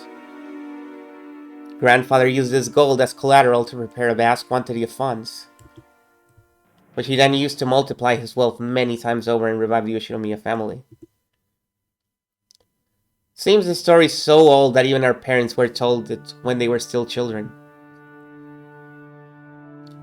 So, back when our parents were young, they explored this island in all sorts of ways, believing that the gold grandfather had received from the witch might be hidden somewhere. However, since there was the danger of them getting lost in the abandoned forests, grandmother began to spread the story that the witch lived in the forest, and approaching it was forbidden. I remember that old story. When we were little, we also went all over the island searching for treasure after our parents told us about it. Didn't we get lost in the forest once and start crying until some of the servants found us? Our parents got so mad. Damn, that takes me back. We sure were idiots, weren't we? Looking at this portrait, Jessica is kinda hitting the Maya Fey in this portrait. After all, grandfather only bought this island after using those funds to get rich, right? That means he must have had the gold before coming here. There's no way the gold's on this island. That's not necessarily so. Maybe the gold was hidden on the island from the beginning, and he bought the whole island just to ensure that it'd be his and his alone. There was a whole 10 metric tons of it, right? Seems more realistic that he tried to secure the place when it was hidden, rather than to try to move it all. This epitaph was made 2 years ago. And since grandfather wrote it himself, yeah, it does make the legend of the gold seem more believable. The so-called witch's gold that revived the Ushinomiya family weighed 10 tons. Maybe that's sleeping somewhere, ready to be turned over to whoever can solve grandfather's riddle. Maybe that's why he did it. I guess that sounds like grandfather's style or something. It's Western style. If it's true, that's pretty incredible. The epitaph carved into the plate was very mysterious, with something like a poem or a song written on it. That text was incredibly disturbing, filled with the signs of grandfather's black magic hobby, and its contents were in truly bad taste. But it could definitely be viewed as a puzzle which, if solved, might lead to the hidden gold. Whether that's what he intended or not, I can't even imagine what his true motive might have been. All we know for sure is that grandfather put his shady epitaph here so that everyone in the family could see it. We also know that he's hinted at the existence of the gold, without ever talking about where it might be hidden, at least so far. These facts then were embellished by the imaginations of our parents. We're convinced that grandfather was challenging us to a battle of wits. Sounds just like my dad, so agree that he'd take something like this so seriously. He may laugh at grandfather's black magic obsession, but he still believed the story about the hidden gold. It just sounds so good. Well, it's certainly not a realistic story. At that time when grandfather was still nameless and had no connections, there was no way anyone would just lend him a massive quantity of gold bars for free. If such a person actually did exist, it's not unthinkable that grandfather would call such a sponsor a witch. Yeah, but it's 10 tons! 10 tons! If you cash that in, how much would it come to? I mean, it would have to be a ridiculous amount, right? It certainly would be a ridiculous amount. They say that the total amount of gold mined by humankind since the dawn of history is 100,000 metric tons at most. That 1 in 10,000 of all the gold humankind has obtained throughout history should belong to just one person is just insane. On top of that, this witch supposedly had all that gold collected in one place and was able to lend it to grandfather just like that. $1 billion! No, it's way more than $1 billion, I think. Maybe not. We're not talking about any ordinary person. Well, to me that 10 tons number seems pretty fishy. After all, no one's actually seen it except grandfather, right? Even if we assume that some generous witch existed and lent him some gold, maybe it was closer to 10 kilograms than 10 tons. Even 10 kilograms would be a pretty incredible sum, right? Yes. Oh. Yeah, maybe she was a day trader. 10 kilograms of gold is how much? Maria, who wasn't following the story and felt like she was being spoken to in riddles, finally found a place where she could ask us a question. Hello, Halligan. Yeah, Rikishi sprites. As it should be. It was a question I also wanted answered right then. Whether it was 10 kilograms or 10 tons, it felt like a huge amount, but I had no idea exactly how huge. George Aniki folded his arms and tried to remember the market price of gold. Well, even the value of gold is affected by the market, and the value of physical gold can change depending on its purity and trustworthiness of the foundry. You'd also need to pay handling fees to cash it in. However, that doesn't change the fact that it's a precious metal. And some people estimate that humanity will mine all of world's gold within half a century, if gold mining continues at its current rates. Just guessing haphazardly, I think you could expect a price of about 2 million yen per kilogram.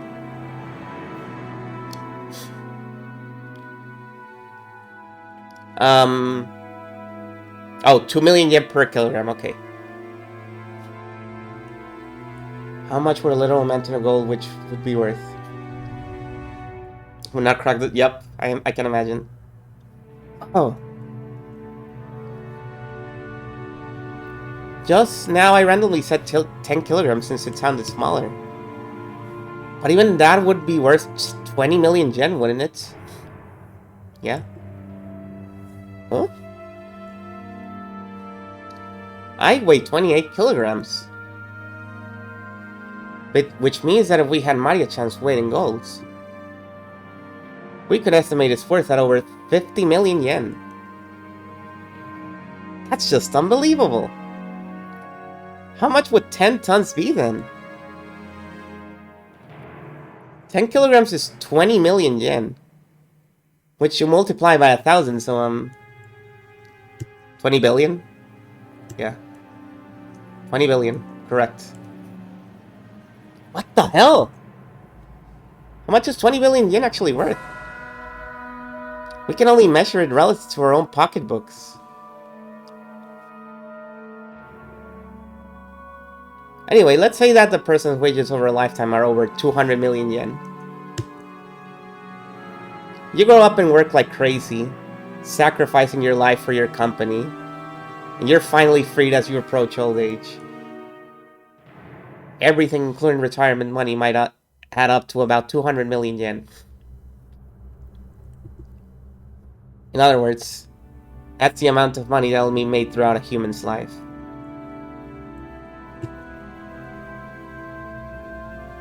No, you could even call it the value of a life. So 100 times that sum is an unbelievable amount of money.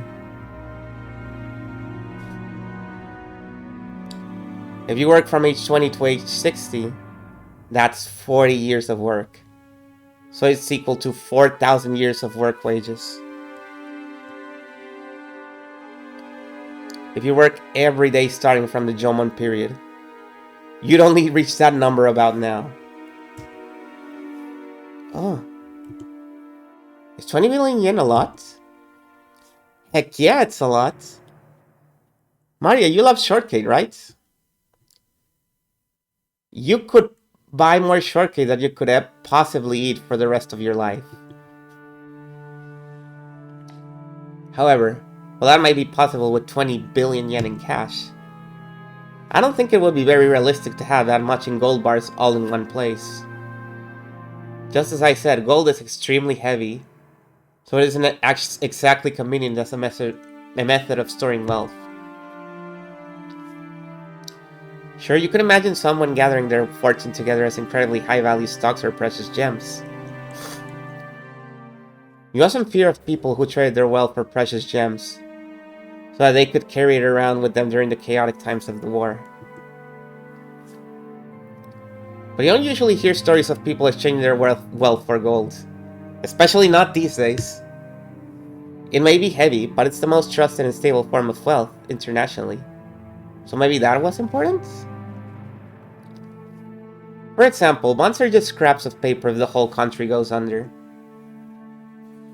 You can also look at it that way. But even one 10 kilogram ingot is pretty heavy to carry around. Haven't you heard? A 50 kilogram person can't carry a 50 kilogram bag over their shoulder. With that many gold bars, the amount of labor and risk for one person would be hard to calculate. What you're saying is, while it'd be one thing if you had a stack of banknotes worth 20 billion yen. 20 billion yen in gold would be such a big mountain that practically it'd be kinda pointless. Oh yes.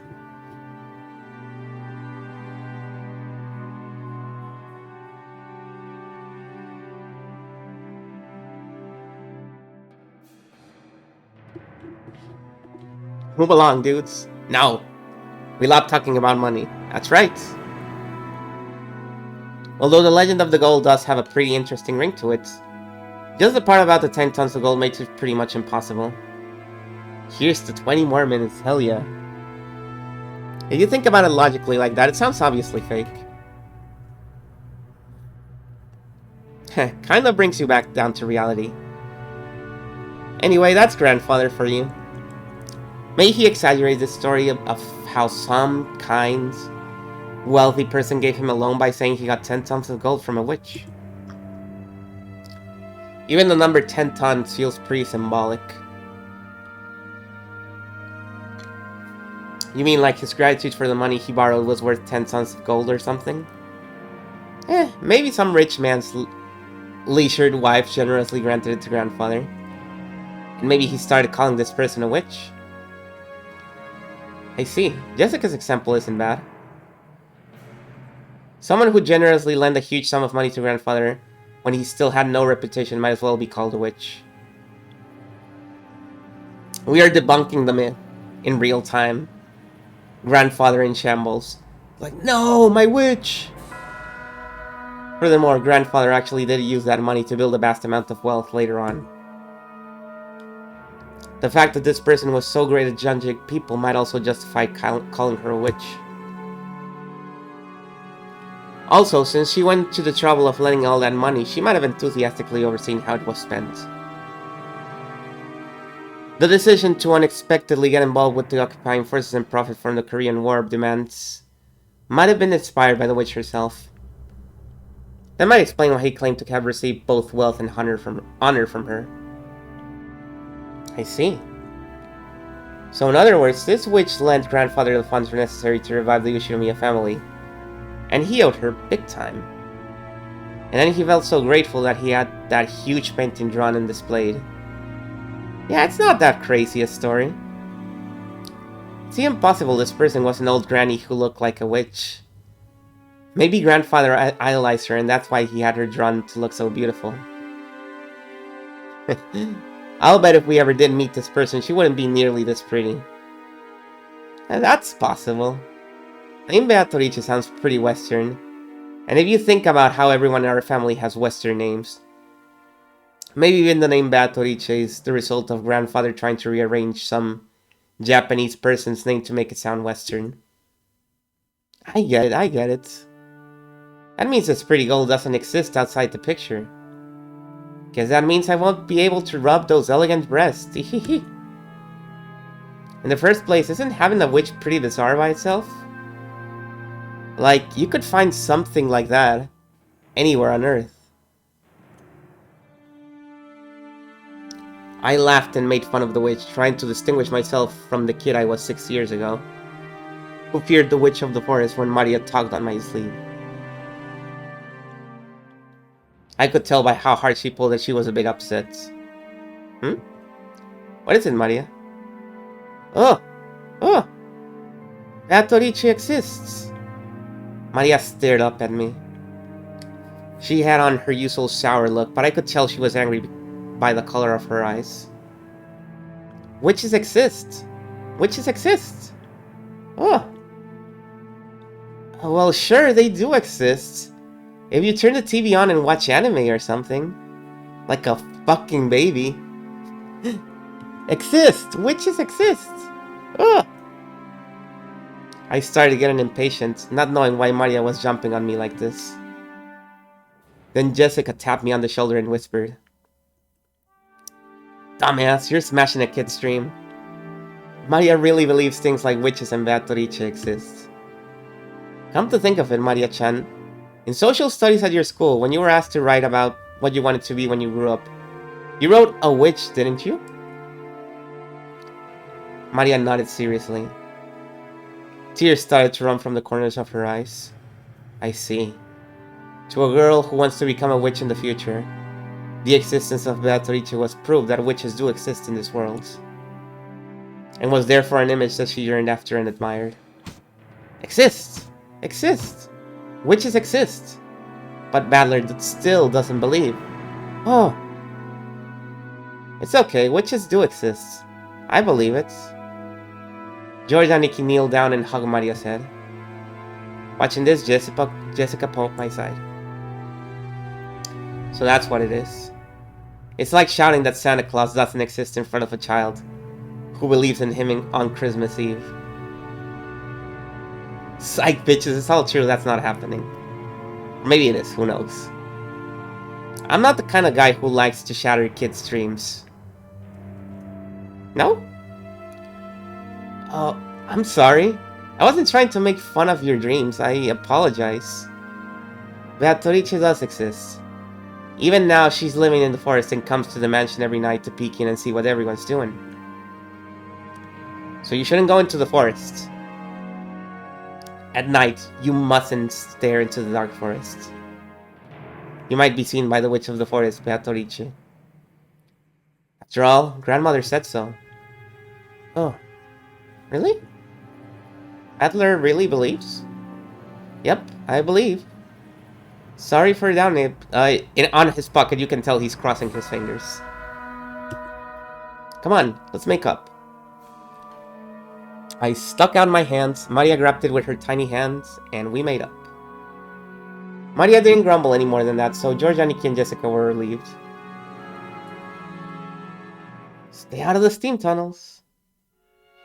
Oh. So this is where all of you were. I was sure you just left to go to the beach. Oh yeah, we were going to the beach. Shannon-chan, carrying a basket, was surprised to find us all gathering in front of the portraits. Ah, Shannon. Well, this is the first time Battler has seen Beatrice's portraits. He was just fascinated by it. That's right, it certainly is fascinating. Beatrice-sama is truly beautiful. I'm sure that she captivated the master. In addition to the patron theory, there's also a theory that she was grandfather's first love. Either way, although it's been several decades since he met her, even now she holds a special place in his heart. Which must mean that he's still captivated by her. Sheesh. That must have made grandmother pretty jealous, huh? I'm not really sure, but that might have actually been true. Apparently grandmother believed he was cheating on her with some blonde. Ooh? Good smell. Good smell coming from Shannon. Maria, sniffing, approached the basket Shannon-chan was holding with interest. After hearing that, I noticed a fragrant scent with a touch of vanilla. Ah, I apologize. I was told by Kumasawa-san to bring them to everyone. What is it, I wonder? Oh, excellent. Cookies. Oh, one-eyed cookies. One-eyed cookies. Oh. Please, eat as much as you would like. But, would it be appropriate to serve cookies in a place like this, in front of the portraits? Shannon-chan sent us a glance that seemed to ask what we wanted to do about it. Well, yeah, I guess eating here would be bad manners, generally speaking. Maria, why don't we eat someplace else? Let's put the cookies in a bento and have a picnic. Oh, have a picnic. Have a picnic. If we can eat cookies, let's go. Yeah, let's go get some fresh air. We shouldn't stuff ourselves right in front of Witch. That's right. Didn't we say that we wanted to go down to the beach in the first place? Let's go, let's go. Shannon-chan, sorry, but could I ask you to get us a blanket to sit on and some flasks of tea? Right. Certainly. Shannon-chan received her instructions and gracefully bowed before retracing her steps. We headed for the beach on our own. Everyone headed for the entrance in a group. Feeling as though that witch was staring down at our backs, I turned around once more. Oh. Battler, you still don't believe? Nope, I believe. It'd be so much cooler that way. The Golden Witch Beatrice gave grandfather 10 tons of gold. And that gold might be sleeping around here somewhere. Besides, didn't grandfather write that strange epitaph as though challenging us to find it if we can? I'd say that kind of adventurous story is way better. 20 billion yen worth of gold, huh? Even if we split it up between the four of us, that's still a ridiculous amount of money. 5 billion yen for each of us. Incredible. With that kind of money, you could probably make any sort of business prosper. Oh, yeah, sure. In fact, we could live our whole lives fabulously without working at all. Oh, now you're speaking my language. Oh. I don't want 5 million yen, I want cookies. Cookies. Maria would take cookies over money. Still, 5 billion yen, that's like a dream. Oh yes. A dream. Okay, give me a second. Let me take... Since it's been 2 hours, let me take a quick break. And then I will return. Ridiculous? No, I don't think it's ridiculous. I think it's a good idea. So I'll be right back. Here, you can see the portraits. A snack break, yes, cookies. Cookie time. I don't know how to silence this thing. So I'm gonna leave you here because... Is there a way? No, actually... No, I don't really know how to do that. I'm just gonna leave it here. Oh, never mind. I found the mute. You literally just press M. Okay, so we can move to the BRB stream. Perfect. Perfect. It's Linda time. Here we go.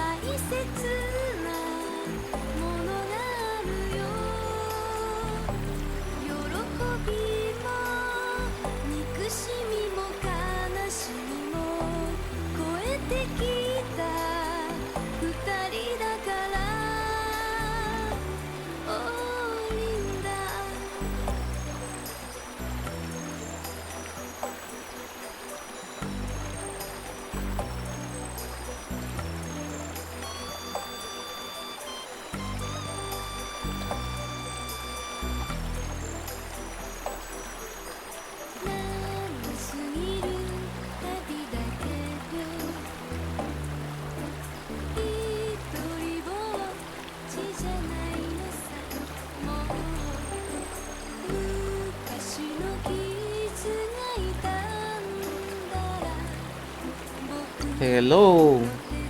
I am back. I am back.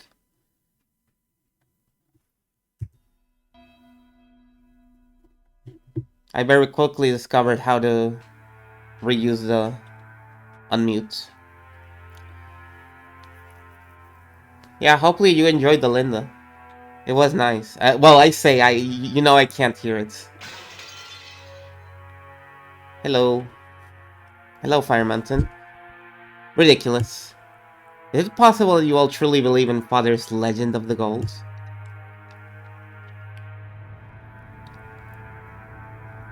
Of course we don't believe that story about a witch giving him gold. But there's no mistake about the gold itself. The fact that Father obtained gold bars from an unknown source has been confirmed in several ways. We've heard that before the president of the Maruso company died, Father showed him a large pile of gold somewhere. Father used that man's claim as proof that there were 10 tons worth. That's just nonsense of a senile old man.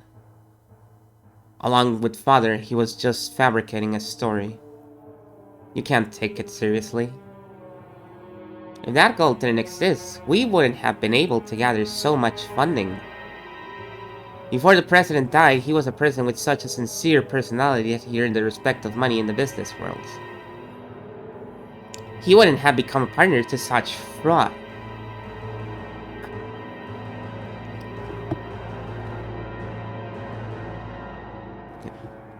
Aniki.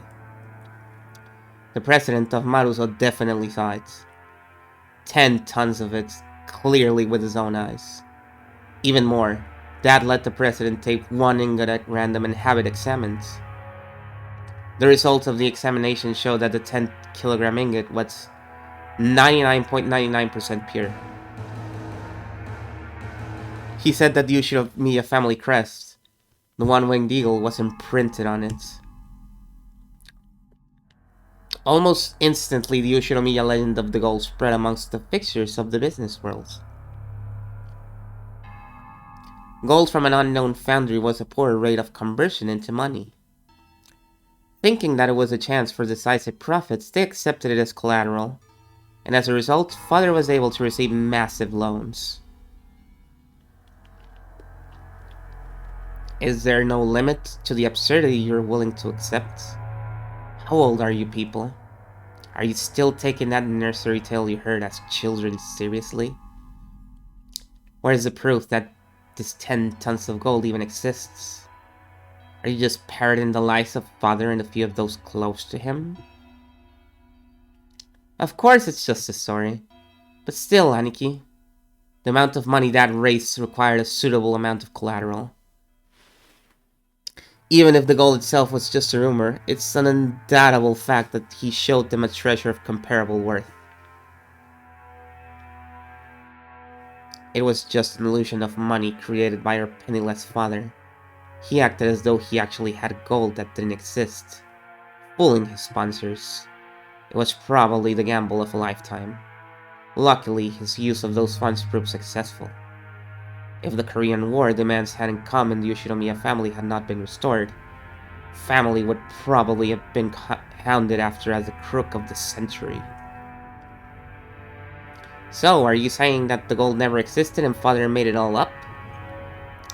Of course. And because of that, the illusion of gold became a mere inconvenience once he achieved enough success.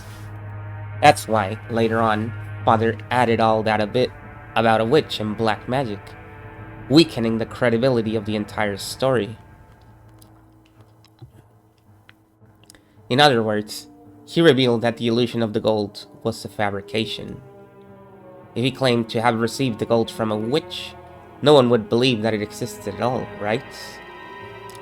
It's also possible he said it for all your sakes. Be right back, still pinned, by the way. Okay, I was really scared you were gonna say you've been muted all this time and you didn't actually swap to the BRB screen. Although, how would you know, right? If I was muted and in the BRB screen, you'd think I would still not be back. But I guess it's not possible.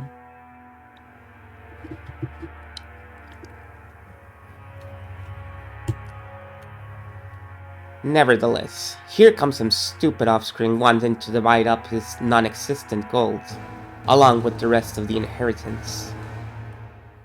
Is there a message history in this game? Yeah, sure, you want me to start over? It's right here, check it out. I can just go back, see?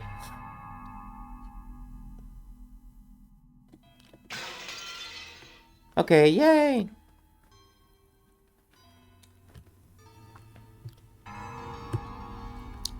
Rosa, don't tell me that even you believe in a fabrication like this. I can't prove whether or not father really had the gold. I just want to claim my rightful share as one of father's full children. Oh, it seems even you have started to talk that way, Rosa. I see. So that's what you're all getting at. You're trying to claim that I'm attempting to keep all the gold for myself. Nissan, you've gathered a massive supply of funds. That's a fact. If we rule out the possibility that you've been embezzling father's personal funds, then there's only one possibility left, right? Aniki, we've been thinking that you might have found those 10 tons of gold bars. Ridiculous. Such a thing never existed in the first place. Then explain yourself. Was it embezzlement of father's assets or father's hidden gold?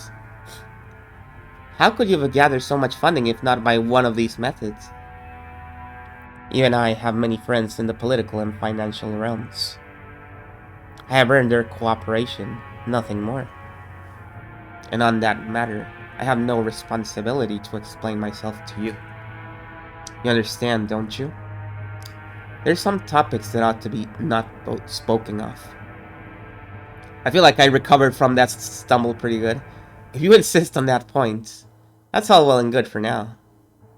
But Aniki, that doesn't have long. Nobody can ensure that he'll live to see this day next year. The inheritance process will begin at the instant of Dad's death. We'll arrange for lawyers and accountants who are impartial to all of us and have them inspect Dad's financial situation. At that time, if it comes to light that you're unjustly interfered with Father's money, you understand, right? I don't have a clue what you're talking about. You're starting to make me feel as indignant as my wife was. Of course, Father's gold is part of Father's fortune. We understand it's money you can't reveal openly, but the four siblings should have an equal right to it. In other words, we're gonna have your financial situation investigated, as well as that, to determine whether you're hoarding the gold or not. Isn't this a great opportunity? Right now, prove the existence of your so-called support from friends and acquaintances. That way we can spoilingly apologize for foolishly doubting you. Right, Rosa? That's right. Cross Nissan, you're the one who's dodging the issue. If you were guiltless, you could just prove that you were in the right, but you aren't even trying to do so. However, Aniki, we still have to consider your position here. As that's representative, you're probably bearing a larger share of the burden than we are. We've been living terribly relaxed lives until now, so it wouldn't be fair for the rest of us to complain without taking your efforts into account. Huh. Seems you cannot make up your mind whether to flatter me or slander me. Please get to the point. Basically, randomly investigating nitpicky aspects of Father's wealth seems like a pretty crude way to go about it.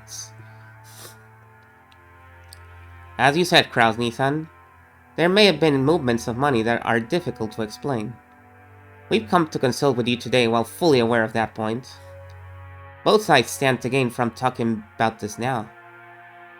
A consultation. Oh. When the inheritance is divided, you'll be rewarded for your years of hard work taking care of Dad, by an agreement that's generous in your favor. Don't misunderstand us, Nissan. We aren't saying that we'll abandon our rights. But when we make our claim for what we deserve, we might as well offer a generous understanding for your position. That's what we mean. In other words, if you accept our conditions, then when the inheritance is divided, we'll leave the investigation of Father's financial situation to you, Krasny-san. All of the siblings from Eva downwards suspected that Kraus was trying to steal their father's wealth. So letting Kraus report the state of that wealth was extremely contradictory and a huge concession. If, as they claimed, Kraus was actually embezzling money, Kraus would be able to hide that fact.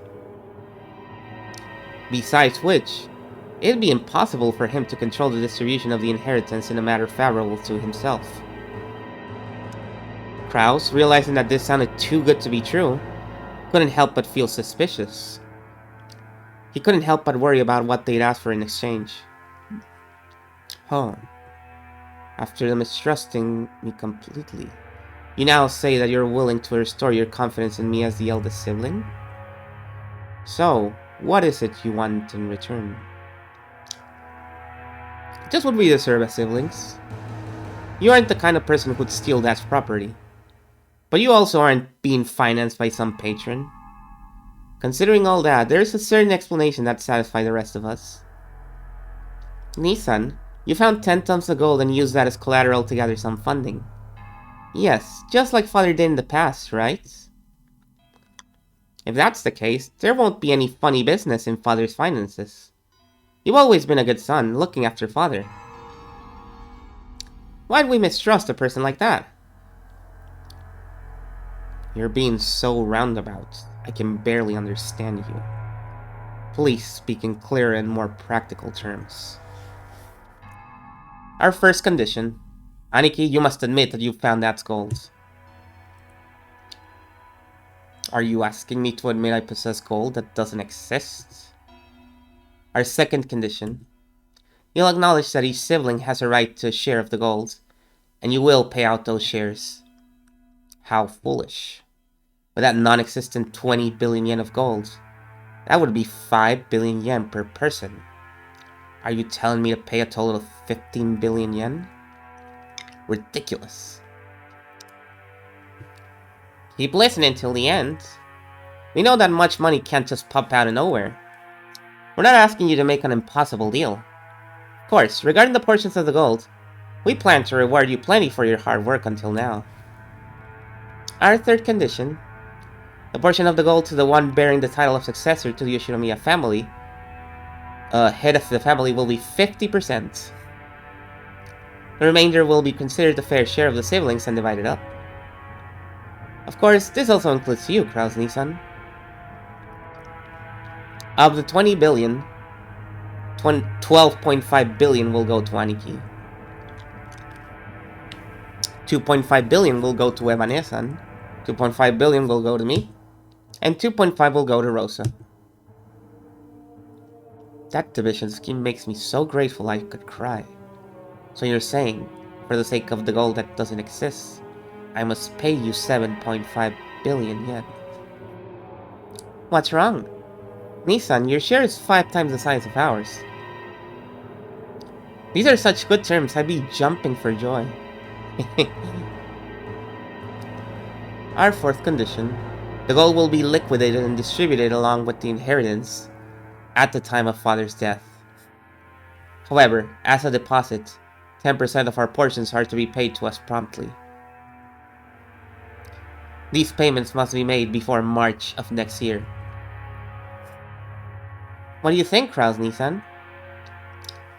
There's an ideal chance for you to restore the trust regarding your handling of father's assets, isn't it? Of course, it might be impossible to get a whole 7.5 billion before father dies. But it should be possible for you to manage a deposit of 750 million, right? Paying 700 million in half a year might sound like a pain. But you should be able to manage it, what with all your friends in the political business spheres. And business spheres. Normally, we'd hope to receive the 7.5 billion right now, all at once. But out of concern for you, we'll show our sincerity by asking for only 10% of that for the time being. The remaining 90% can wait until the inheritance is distributed. See?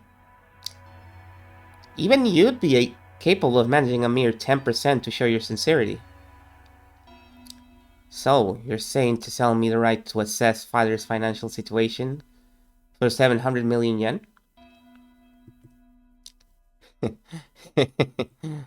How impressive. You all certainly have grown.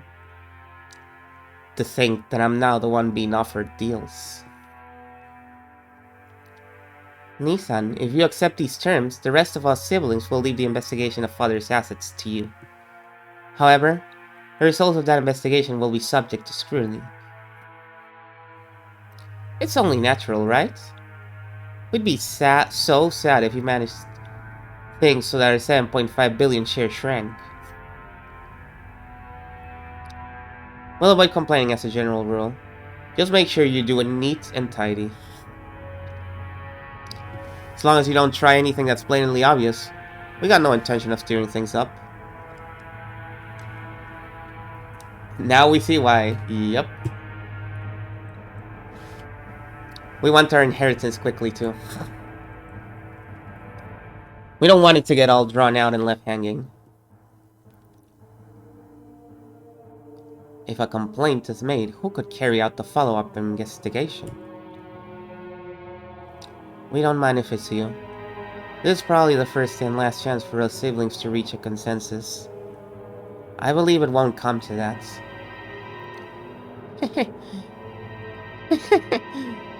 Looks like even you can speak up now and then, Rosa. By this point, it's obvious that Kraus wasn't at all trusted as the oldest sibling, so there's no need to go into detail. The formerly tyrannical oldest brother had always abused his privileges and violated the other siblings' shares. It was in response to this that the other three, now adults, were finally teaming up and striking back for the first time. Sorry, but there's more.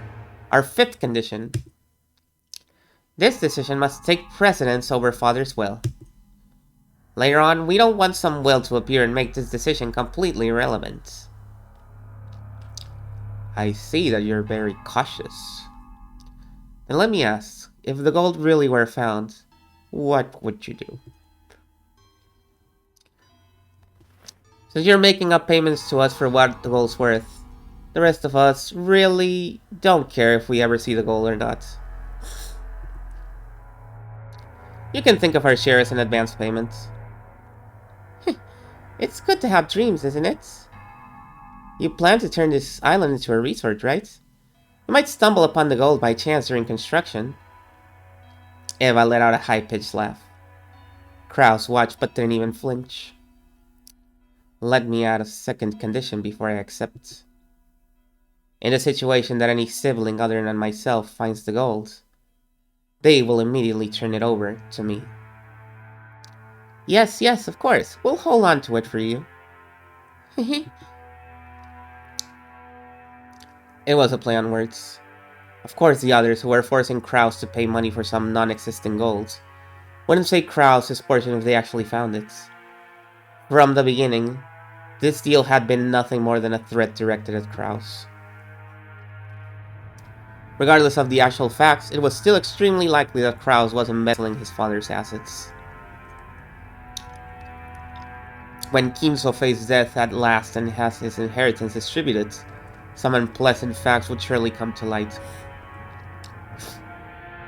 That could easily become fatal to Krause. The others had spotted this weak point and were threatening their brother under a veil of compromise, trying to wring a huge sum of money out of him. However, they had forgotten one thing. They'd forgotten that their brother's brain moved so swiftly, at least when it came to cunning and guile, that they'd been forced to band together to combat him. While Eva couldn't stop smiling, sure of her victory, Krause let out a gloating laugh to know how relaxed he was. Yeah, Kinzo will live forever. Mandate of heaven and all that. This all makes for such a touching story. My estrangement from you all has left a deep pain in my heart. If accepting these conditions means we siblings can become friends again, it would please me to no end. I'd be happy to agree to your deal. Rejoice, Rosa. We have reached an understanding. Rosa's expression dimmed. It was never a good sign when her brother started talking like this. Eva also keenly picked up on this. That's why she wasn't able to wipe away her senses and ease, even though Cross had obediently accepted the deal. My, how obedient of you. It's not like you at all, Nissan. What a cruel thing to say. Are you implying I have some ulterior motive? Of course I don't. I'm just the same as all of you. Just the same as all of you. He seemed to emphasize just that one part. The color of Rudolph's face darkened. To him, it sounded as though Krause was saying, I have a plan similar to yours. So Rudolph panicked. He rushed to bring this nearly resolved discussion to a conclusion. Then we're good. So, Aniki, would you mind signing here? There's a written contract summarizing the discussion we've just been having. There's one for each of us. Everyone will sign for the same contents. Rudolph took 4 written contracts out of his breast pocket. They had the details of their deal written on them. The 7th condition you propose will, of course, be added right now. Don't worry about that. Aniki, need a pen? Rudolph took a fountain pen out of his breast pocket and offered it to Krause. Krause made as if to accept it, but then, with a small laugh, he drew back his hand without taking it and spoke. Uh-oh. Actually, in order to ensure that this agreement is properly executed, I'd like to propose an amendment on just one point.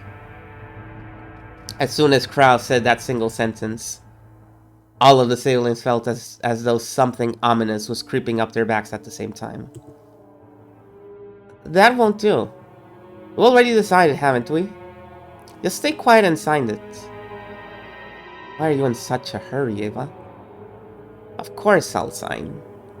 I promise the share of the gold coin to all of you will be 7.5 billion yen.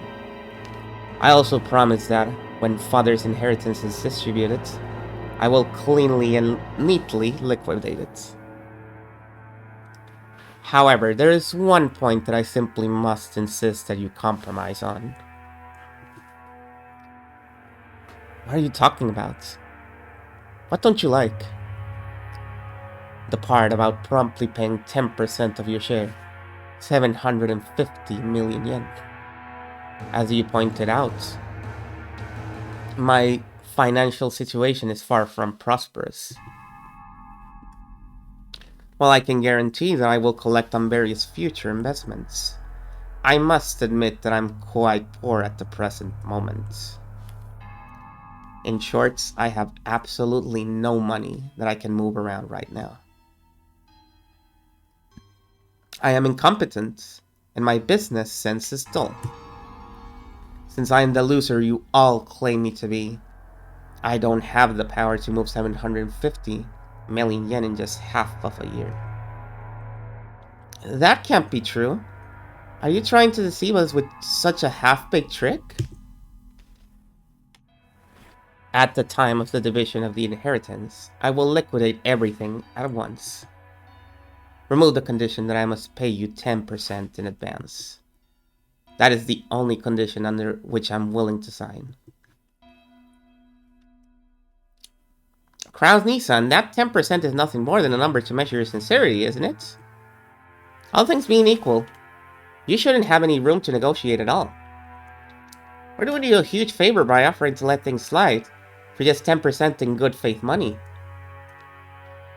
Now that we explained that, you're rejecting our offer would seriously damage our trust and relationship, right? Hideyoshi had a humble expression on his face and was rubbing his hands together. Hello, happy toaster. Financial math drama, yeah.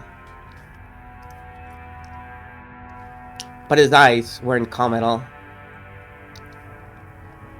Kraus had already seen through to the shadow in the depths of those eyes. Why are you all in such a rush? Or could it be that you're afraid of something? Rosa, won't you tell me alone? Secretly? So the rest of the siblings can't hear? It's not as though I... Quit it, Aniki. All we're asking is whether you're gonna sign or not. Just forget about making any strange deals or any other suspicious moves. Oh? You say I have no room to negotiate? Are you trying to claim that I am in a weak position, which therefore puts us in an unequal relationship?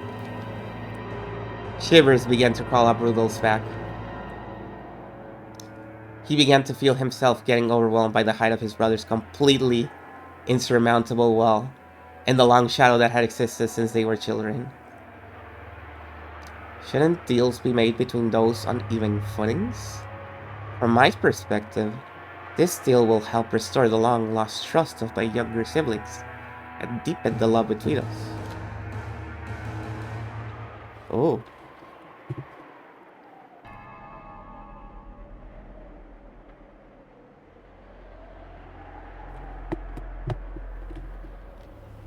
It's an old problem that's been eating at me, and one I would prefer to resolve as soon as possible. When the day trader speaks up, everyone shudders. Oh no. I would be overjoyed if we could resolve it today. However, it seems I'm not the one who'd be quite glad to close this deal quickly. Am I wrong?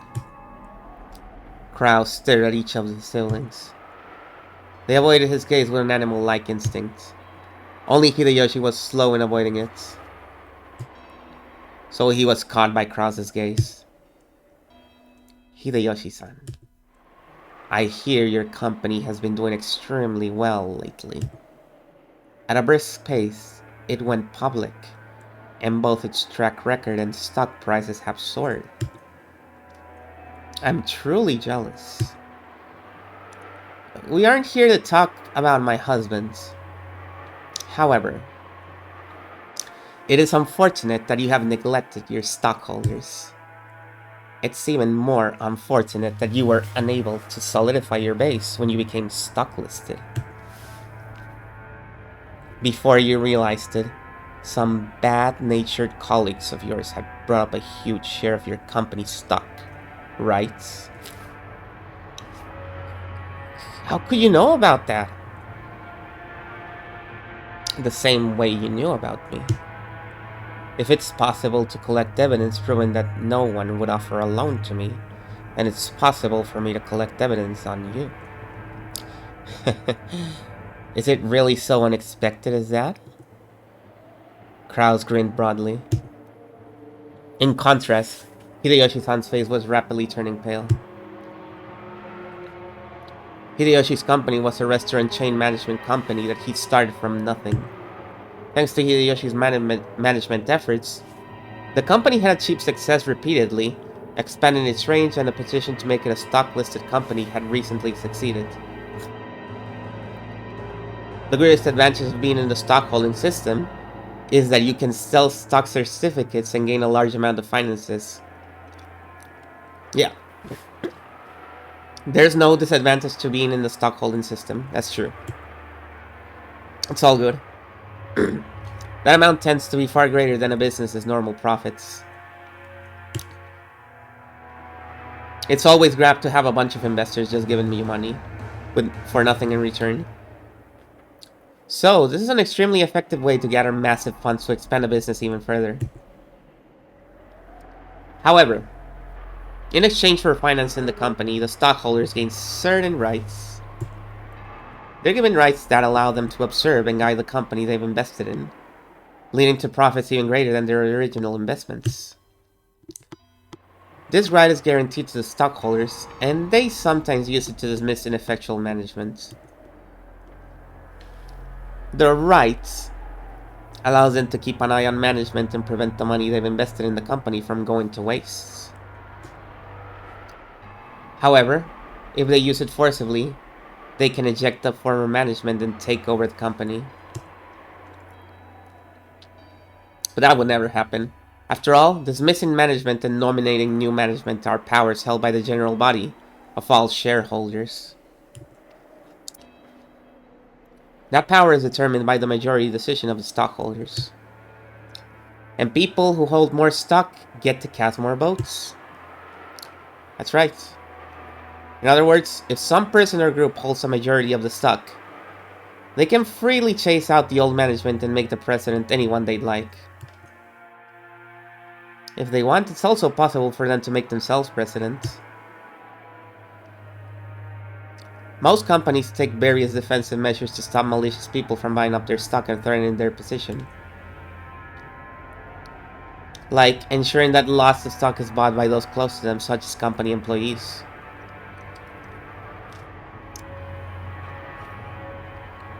However, Hideyoshi's company had only recently become stock listed, and he hadn't had time to strengthen those defensive measures.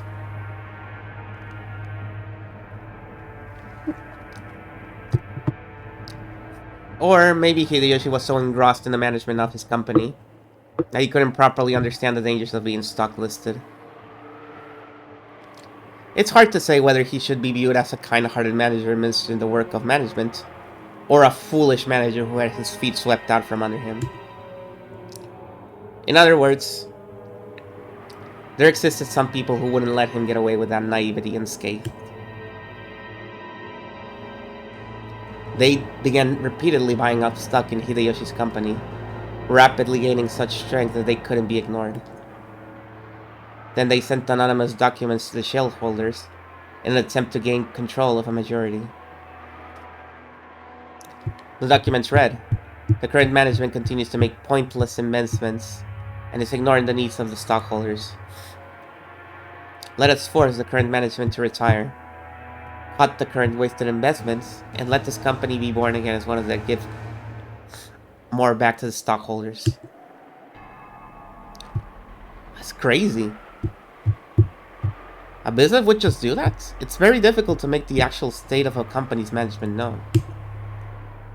The fruits of Hideyoshi's sleepless nights and constant concern for his company were cruelly distorted, and he lost the trust of his stockholders.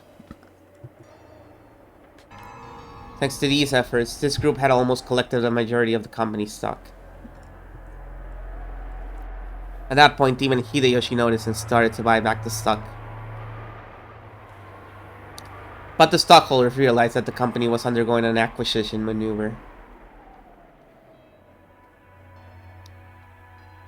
This sounds... I don't know what that is. What is an 18XX game?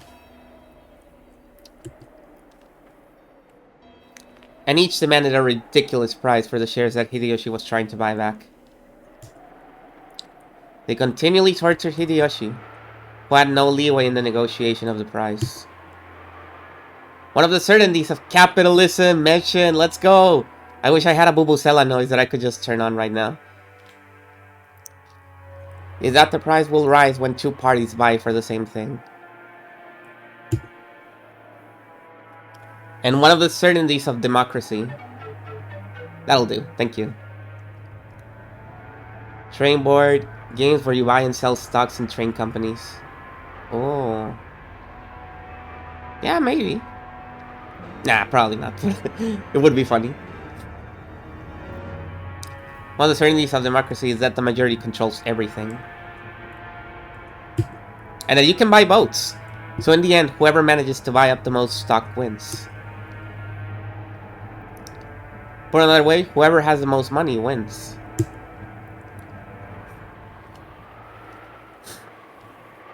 Unless Hideyoshi could obtain a large sum of money at this critical time, he could easily lose all he had built so far. Therefore, more than anything else, he wanted a lot of money right now. He couldn't wait for the division of Kinzo's inheritance, since no one knew when he would die. And you, Rudolph, have been in quite a lot of trouble lately too, haven't you?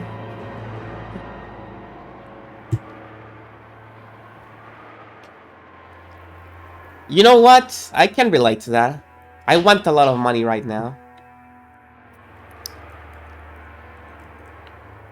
You always hear people say it's terrifying overseas. But it seems it really is true. American trials are settled quite emotional.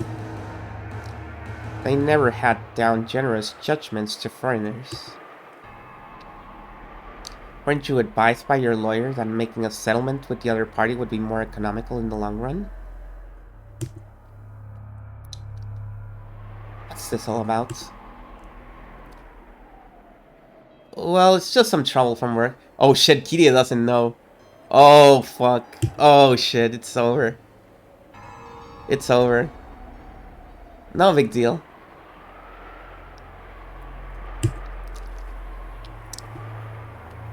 Nothing you can't settle with money. Kiria immediately gets the meaning behind the subtle expression on Rudolph's face. Her husband had gotten wrapped up in some kind of trouble without her knowledge, and had been worrying over it alone.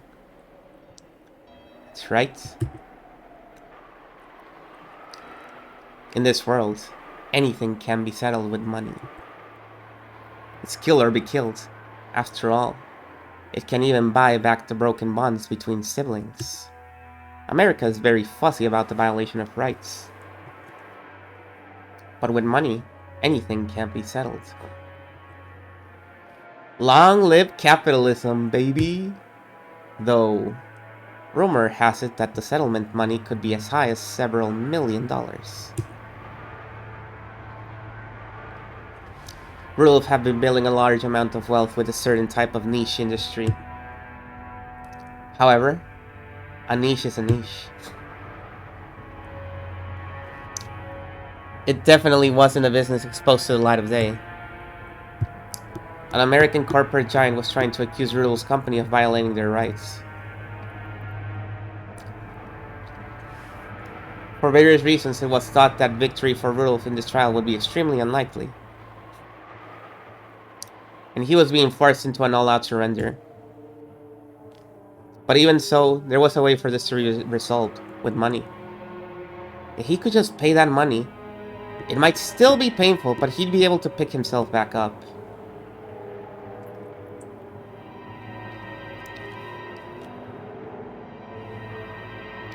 But if he didn't pay, he'd lose everything.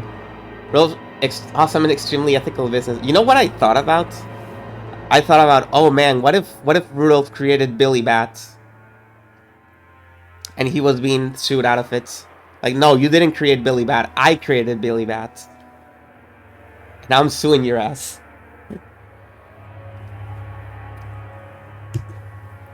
Therefore, more than anything else, he wanted a lot of money right now.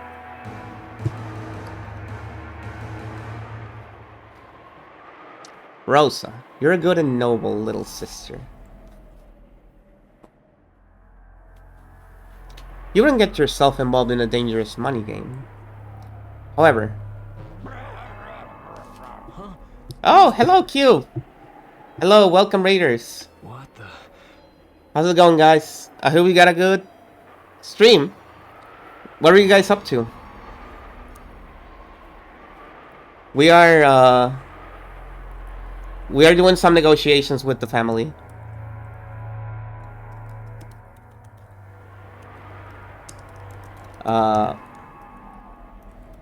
Seems like the younger siblings were trying to get money out of the older sibling, but using blackmail. But looks like the older brother has blackmail of his own to use on the younger siblings, so it's turning over on them.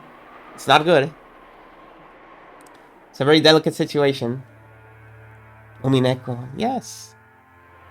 Mega Man 4, nice, nice. The debut of the capsule. Hope you enjoyed and beat the game. Ah, surely you did. I know you're cracked at Mega Man. You're a good and noble little sister. You wouldn't get yourself involved in a dangerous money game. However, your soft-hearted nature has brought you trouble, hasn't it? You did, nice. In my opinion, becoming a co-signer for anything isn't something one should enter into lightly.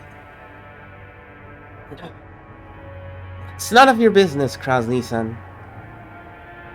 Rosan characteristically laid bare her emotions and yelled. After all, no one was supposed to know that. As Kraus watched, he let slip the muffled laugh. Kill the whale? Oh dear.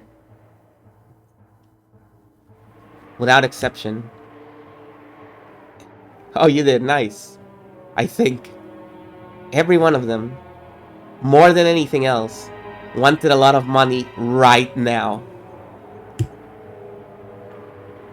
In other words, the situation had been reversed. Hello, TK. After all, the person the younger siblings were threatening was the only one who had no urgent need for a large sum of money. The other three, however, wanted a lot of money quickly, no matter the cost. In other words, the longer it took to establish this deal, the better position Kraus would be in. Kraus was extremely sly. He had known of their Achilles' heel from the beginning. Even so, he had not been certain. Therefore, he had hidden his knowledge until the very end, striking back only after analyzing their attitudes. If it were possible, I would like nothing more than to raise some money for my adorable siblings in their time of need. But unfortunately, I have nothing on hand. If you know of any sponsors that might be able to raise a whole 750 million, I suggest you try there first. Kraus's elated words were so obviously detached from what he actually felt. The other siblings could do nothing more than listen, grinding their teeth. If they could think of a sponsor that convenient, they wouldn't have kept up this charade. They had entered this huge battle specifically because they had exhausted all other options. However, if you do insist on relying on your big brother, I wouldn't mind using my influence to help you find such a sponsor. Oh, wait. I do believe you said that I have no influence. Tomorrow, remember, Mr. Taco? After the hurricane is over, the typhoon, my bad, not the hurricane, the typhoon, the seagulls will return. The uminekos. Well then, tomorrow in-game, not in real life. Well then, I'm afraid I won't be much help to you.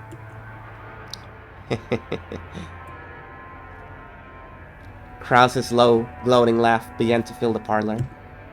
The younger siblings, who had been driving the eldest brother into a corner until a moment ago, could do nothing more than grimace and grind their teeth.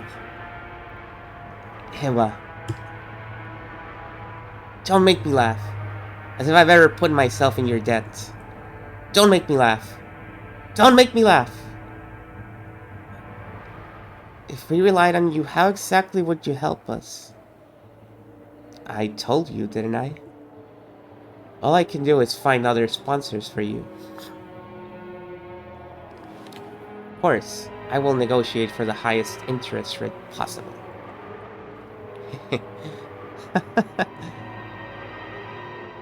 Damn you. Taking advantage of us. Honey, please calm down. Calm, I'm extremely cool. Bastard. Kiria grabbed her husband's hands. But that action made him feel even more pitiful, so Ruel shook it off. Kraus laughed as though watching something highly amusing. In times like these, it certainly would be nice to find fathers hitting gold. If you did, you could split up into 2.5 billion yen portions right now. How sad. How sad. Oh, how very sad. How extremely, totally, truly, hopelessly sad. Tonight, let us all drink together, as we solve the riddle of Beatrice's epitaph, and discover the location of Father's hidden goals. If we four friendly siblings work together, there is surely no puzzle we can't solve.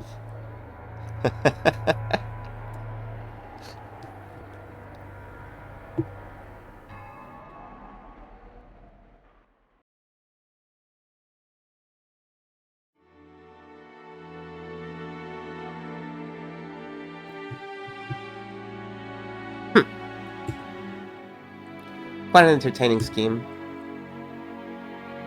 Well then, what are the conditions they've attached?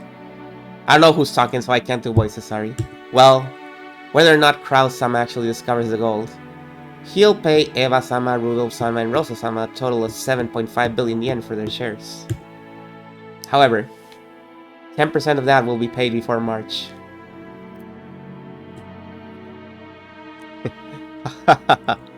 Kraus, you dunce. To think he would have his feet swept out from under him by his younger siblings. How truly amusing. But it sounds as though they tripped when going in for the kill, yes? Yes. Kraus-sama exposed the fact that Eva-sama and the younger siblings all have an urgent need to get money.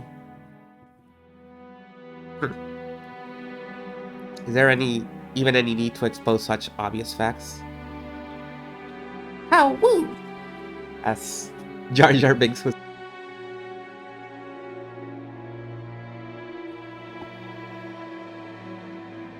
He is a dunce, yeah. Is there even any need to expose such obvious facts? That's irresolute, incompetent, man. What are they doing now? That conversation has been put on hold for the time being. Now, Beatrice-sama's epitaph is being discussed. So they're trying to solve the riddle and find out where my gold is hidden. Yes. Ginso set down his spectacles and snorted. Oh no, what is he snorting? Will the miracle be fulfilled first? Or will those fools expose the gold first?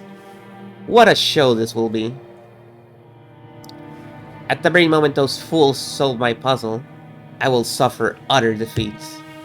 They can suck my corpse down to the last fragment of bone. The greed of fools can allow great magic to bring forth a miracle. And yet, if the fulfillment of the miracle comes first, if it comes first, Beatrice will be resurrected again. The smile I've been chasing half my life will be restored. Oh, Beatrice! Soon will come the sacred night when we shall be put upon a miracle, and the game of demons shall begin. Yeah, I know. I thought about it too. I will surely prove triumphant and survive. I'll let you have the lives of all those others. I don't need wealth or honor, or assets, or gold, or anything. All I want is to see your smile one last time. I can't do the cuffs, because I'm just gonna cuff for real, sorry. Cuff, cuff, cuff. Ginso choked, apparently in great pain. Kanon got closer and tried to pat his master's back. But Ginso motioned for him to stop. Do you know why I went to the trouble of exposing the hidden location of the gold in a place that everyone can see? No. It is because magical power is determined by risk. The number of people who try to discover Beatrice's gold is great. And the danger of them succeeding is great as well. And the power of magic will bring about a grand miracle if we succeed, despite the odds. In other words, magic is a game. Oh yeah, we sure know that magic is a game, and it's gotten pretty expensive lately.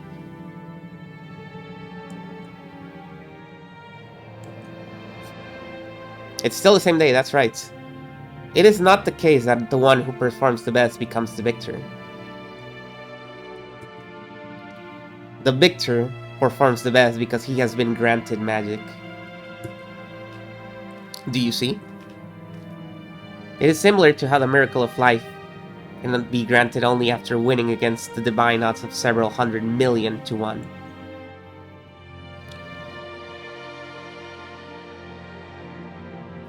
There, I just coughed for real.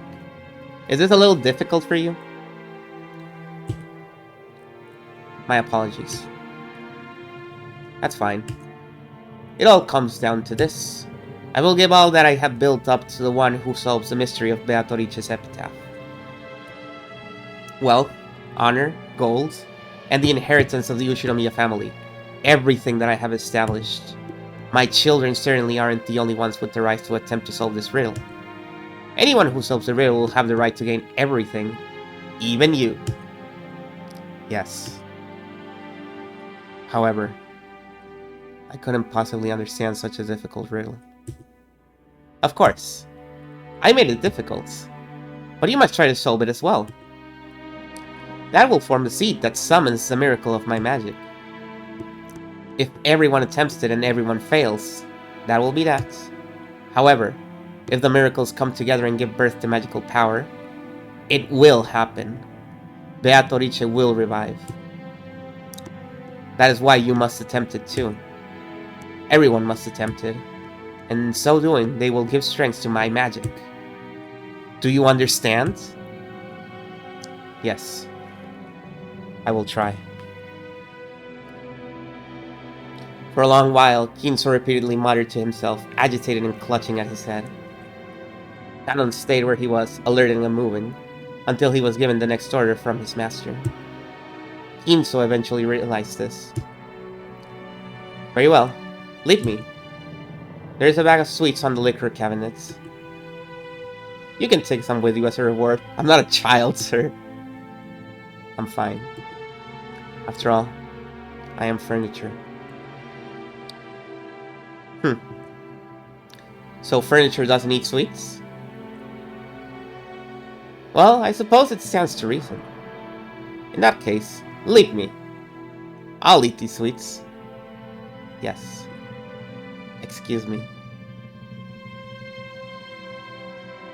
Kanon bowed and left the study. As the door closed, a heavy locking noise sounded out. More for me.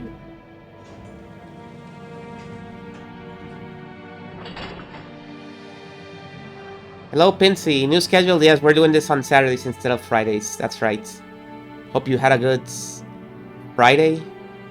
Or are having a good Friday. Or... no, not Friday. Saturday. Saturday or Sunday. But it was not the sound of Kanon locking the door. It was the door locking automatically. No one could enter without Kinso's permission. And once they left, they could not enter again. It was a mechanism that Kinso, unable to trust his blood relatives, had created to seal himself up in his own study and isolate himself from the outside world. Is there a bathroom in there? I don't think I want to know the answer to that. That's why last stream was on a different date. No, that's what's because I was sick. It's supposed to be Monday, Wednesday, and Saturday. But I was sick this week, so I made up a bunch of weird stuff this week. He was already unable to trust anyone excepting not the children who shared his blood, but those servants who called themselves furniture. Okay, yeah.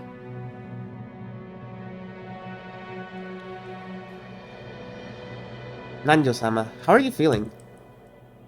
Ah, Genji-san. It's just that there's no place for me to be anymore. With a bitter laugh, Nanjo turned to face the door to the parlor. Everyone's fighting, or they're kids. They're saying weird shit about magic. That look was apparently enough to tell Genji what Nanjo wanted to say. For the most part, Genji also understood the family situation. It must have made him want to frown, knowing that right now in the lounge, the master he served was being discussed so disrespectfully. But it would have been very difficult to gather that from his indifferent expression. Still, I don't understand. Why did Kinso-san have something so provocative written, I wonder? Nanjo looked at the portrait of Beatrice. No, he actually directed his gaze beneath the portrait at the plate with the epitaph. I do not presume to understand the master's thoughts. However, I'm sure he had a deep reason for doing so. Since long ago, when Kinso-san played chess, he would always prepare his moves according to some far-reaching judgment. Yes, sometimes even to make moves I couldn't understand. For an average person like me, it was impossible to see through to whatever it was he was planning. Sometimes I wonder if this might be some kind of will in the master's eyes. I think he was just making shit up. I think he didn't know what he was doing when he was playing with you. I do that all the time. Oh, trying out with a Y. Like so.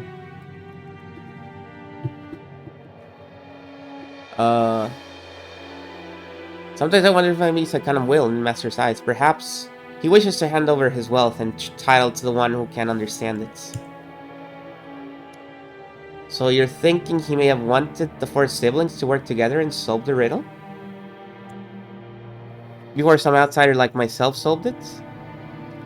Kinso-san may speak of his children in insulting terms, but perhaps he also wants them to repair their relationships. No comment. It certainly would be heartwarming if, as Nanjo had suggested, this epitaph had been made to repair the siblings' relationship. However, both Nanjo and Genji knew that nothing could be more impossible than this. They'd known Kinso longer than before, and Kinso trusted them more than his own relatives. But even they could not guess at his true motives. The master always says that everyone has the right to try and solve the riddle, even if they aren't a member of his family. What about you, Dr. Nanjo? No, it's a little too difficult a puzzle for this senile old man. Actually, I once wrote this epitaph down on my notebook. Night after night, I would try to solve it before going to sleep. But it really is hard. It looks like we might have some free time to relax and consider it before someone comes to get us. What do you say, Genji-san? I am nothing more than furniture in service to the master. Golden assets are necessary to me. My, you're very modest. I imagine that's why Kinso-san trusts you so much. If so, I am honored.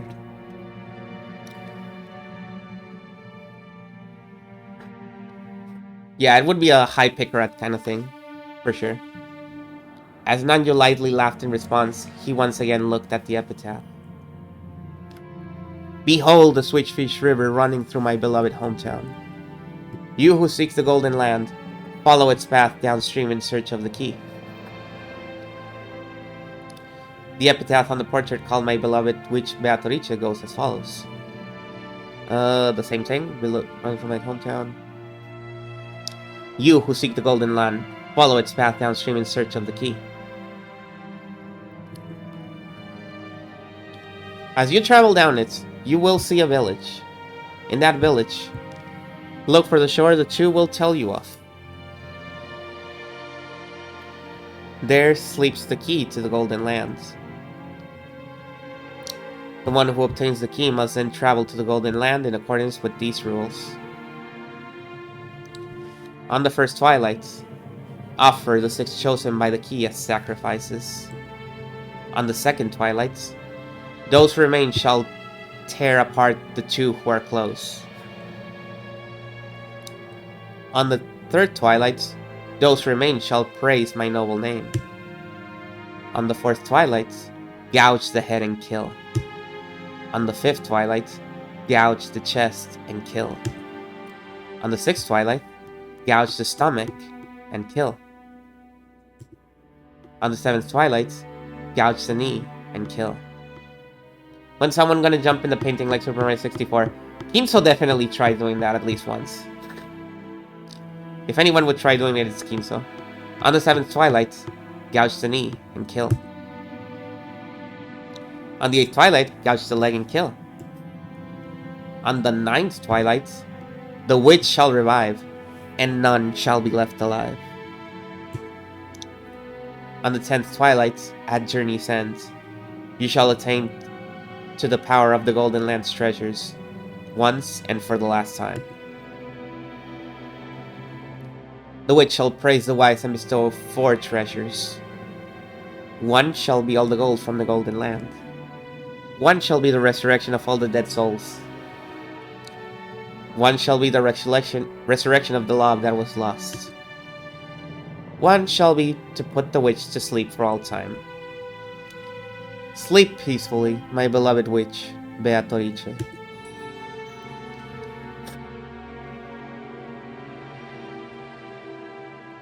And this is where part 1 ends.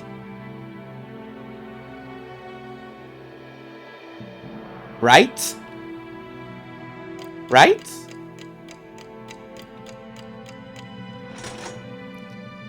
What a better way to end part 1. In my opinion.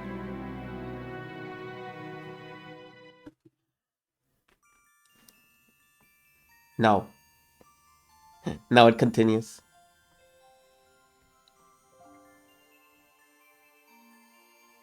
We don't get to see her. You just saw her. She's right there in the painting.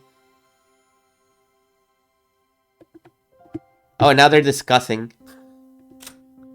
Now they're discussing the epitaph.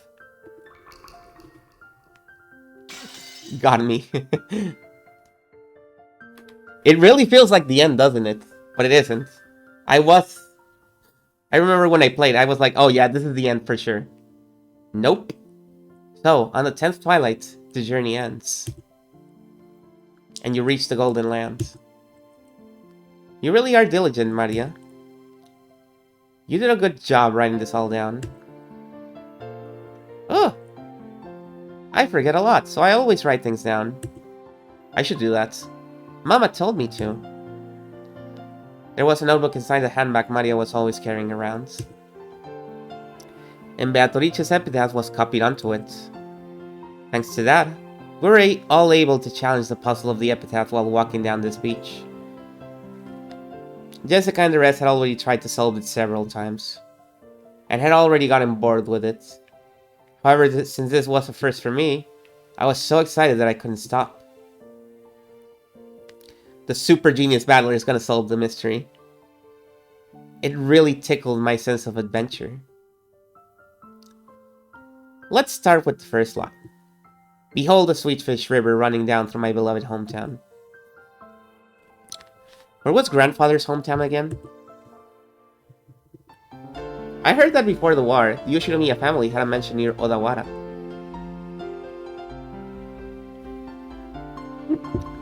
Which makes you want to know which Sweetfish River flows through Odawara, right? Yeah, because that river would be the starting place. Anyone searching for the Golden Land would head down that and search for the key. What's this river in Odawara? Does it have sweetfish swimming in it? If you're looking for sweetfish in Odawara, it'd have to be Hayakawa. It's famous for its mountain stream fishing. Oh, I hate fish. Maria, you'll understand when you get a bit older. Lick, lick, lick salty roasted sweetfish. Yummy! Even though we just stayed, I'm getting hungry again.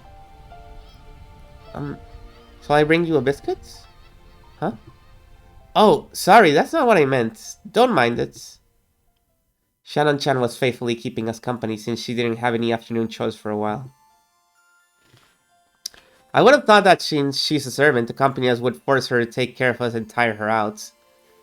But that didn't seem to be the case for her. On the contrary, she seemed to enjoy joining in on a conversation with people close to her age. Hello, Shannon. Yep, she's here. When I asked, I heard that she was the sort of worker whose room and board were supplied by her employer. So normally the only person close to her in age was Jessica. Yeah, I can imagine how that might be pretty dull. Wow, fucking shots fired on Jessica. Okay, so I get that the Sweetfish-filled river near Odawara is Hayakawa. In that case, we've gotta go down it. Do you find anything if you head down Hayakawa River? If you follow it downstream, you'll arrive at the ocean. Of course, you'd reach the mouth of the river. And the third line of the epitaph was, as you travel down it, you will see a village. By the way, since long ago, the mouths of rivers have been key points in transportation. Large cities tend to be built there. That'd be the next checkpoint. That's a pretty good theory. Just like you guessed, there's an old city there that was very prosperous in ancient times. That's where Odawara Castle is. And I think I might have gone to Odawara Castle on a field trip once. It really was a wonderful castle. Yeah, I also went there. Even though I live in a Western-style house, it's true that Japanese people feel calmer with a Japanese layout. Oh. Castles are boring. Theme parks are better. Wow. She might be right. Oh. I see. Okay. If we find the gold, the great battler Sama will generously resolve a whole theme park for a day and let you play in it. Still, Odawara Castle, huh? The hidden gold of Odawara Castle. Oh-ho? It's actually starting to sound pretty good. Well, we figured out that much 2 years ago. The village down the river where the Sweetfish swim in Odawara. We figured it was probably somewhere near Odawara Castle. Problem is the next line. Okay, let's see where Battler's strange reasoning can take him. Jessica grinned broadly. She seemed to be implying that she would have solved the puzzle long ago if it was that easy. Damn it! I'll definitely find it and keep it all for myself. The fourth line. In that village, look for the shore the two will tell you of. I don't know what it means by the two, but anyway, the shore, the two, tick and talk. What does it mean by the shore? Oh, wait. Is there any place near there with the shore? Or Kishi in its name? Like a clock.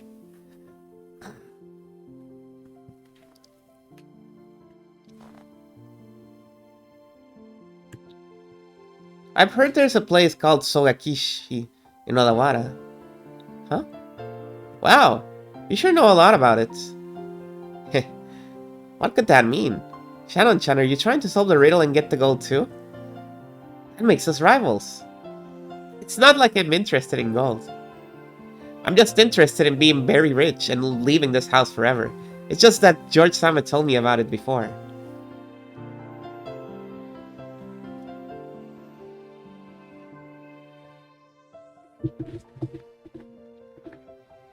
That's because we reached the same conclusion 2 years ago.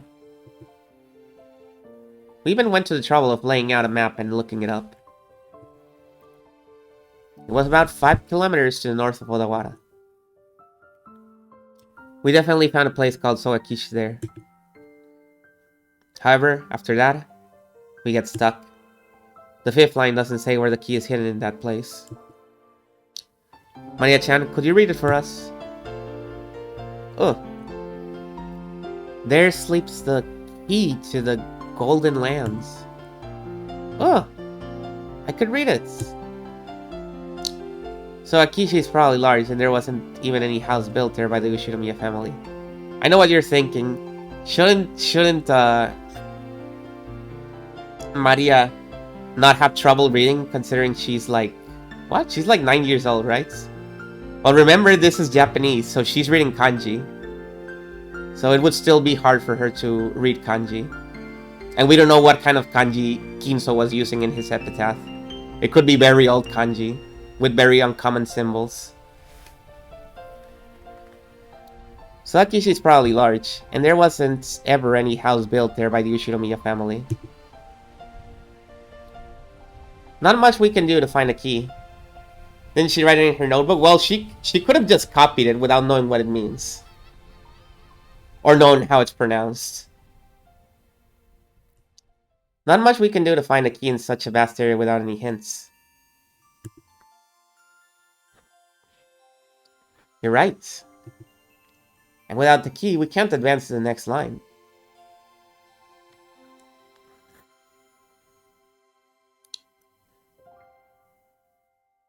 Uh-huh. George Aniki, what kind of place is Sagakishi?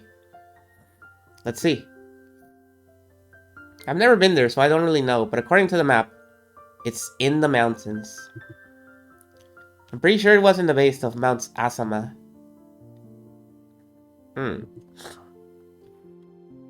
Something doesn't feel right. You'd expect the riddle pointing the way to hidden gold to be a bit more exact. I get the feeling that even the part about Sogakishi was a mistake. Well, I think it could be Sogakishi. It could be talking about some house that grandfather lived in when he was a kid that we don't know about.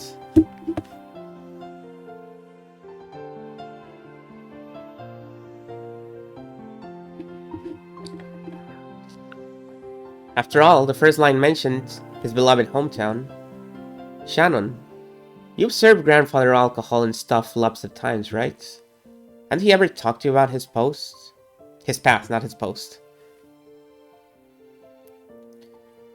The master almost never speaks of the past. However, he talks of the Great Kanto earthquake as though it was someone else's story. So he may have been living far away from the Kanto area. The Ushinomiya family may have been living in Odawara, but not all of the branch families were. Grandfather often called himself part of a branch family, the least connected to the successor. That means the beloved hometown might not even be Odawara at all. I've never heard anything about grandfather's hometown, and I doubt he'd actually tell me if I asked. If the so-called beloved hometown isn't referring to the Ushinomiya family's roots, then the Odawara theory is wrong from the beginning. Of course, it doesn't completely remove the possibility that it was Sogakishi. For example, perhaps he lived in Odawara when he was very young, but then moved far away later. Oh, I don't understand what you're all talking about. Oh.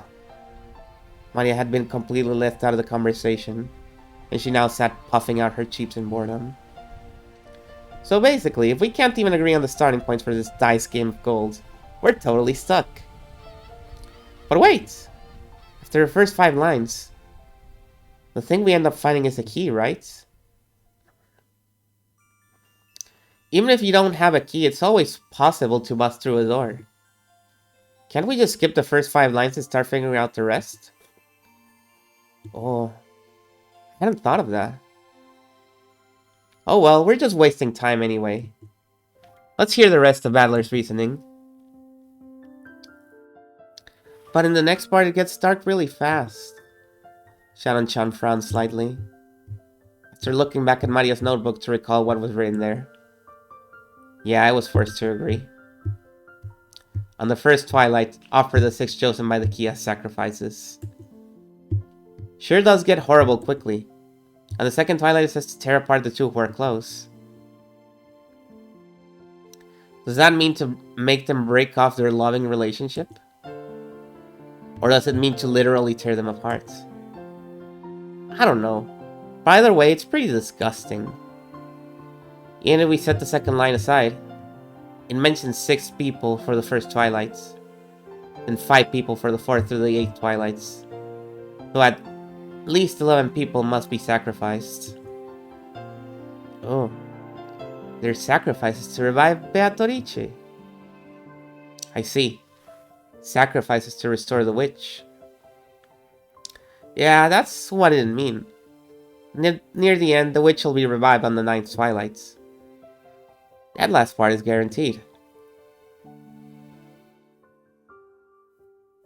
On the 9th Twilight, the witch shall revive, and none shall be left alive. So everyone will die in the end. And after that, the 10th Twilight is the goal line. Not sure how you're supposed to reach the Golden Land if everyone's dead by then. Depending on how you interpret it, the traveler who holds the key may or may not be included in the none shall be left alive part. But at the end, there's something pretty interesting. After reaching the goal, the witch gives out 4 treasures. One shall be all the gold. The problem is the next one. It says the dead souls will be resurrected, right? Doesn't that sound like it means everyone who died in the earlier lines? If you put it like that, then the part about reviving lost love might refer to the pair torn apart on the 2nd Twilights. That's right. And the 4th one refers to the 9th Twilights. The 4th treasure is put in the witch, revived on the 9th Twilight to sleep. If we put a happy spin on all this, it'll be hectic with people dying and breaking up all over the place. But it'll all be made right in the end. Oh no.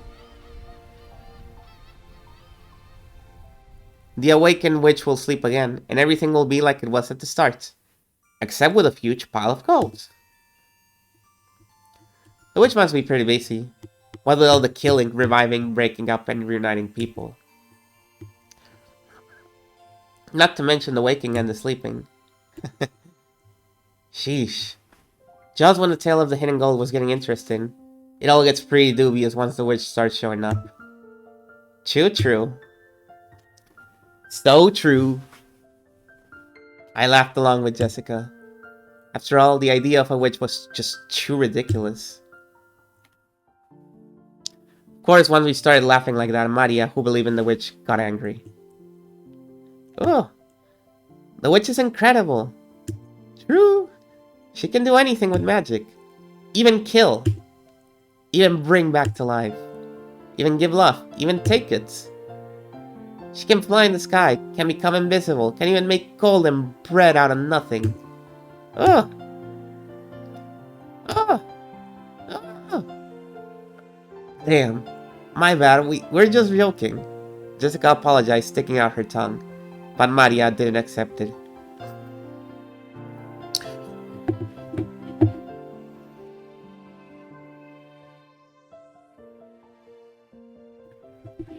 Man, not even the eto ble worked. It might be over.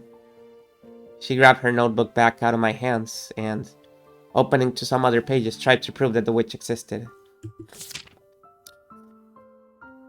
Those pages had colorful drawings of witches on them, and well conveyed the fantastical image Maria had of witches. It wasn't the normal sinister image of a crooked-nosed hack flying around on a broom, but a dreamlike person with unnatural powers, who could do anything and wore a beautiful dress. It was just what you expect from an imaginative young girl. Flitting through the sky, crossing a rainbow, dancing around all night with a teacup and a teapot that would never get empty no matter how much you poured out of it.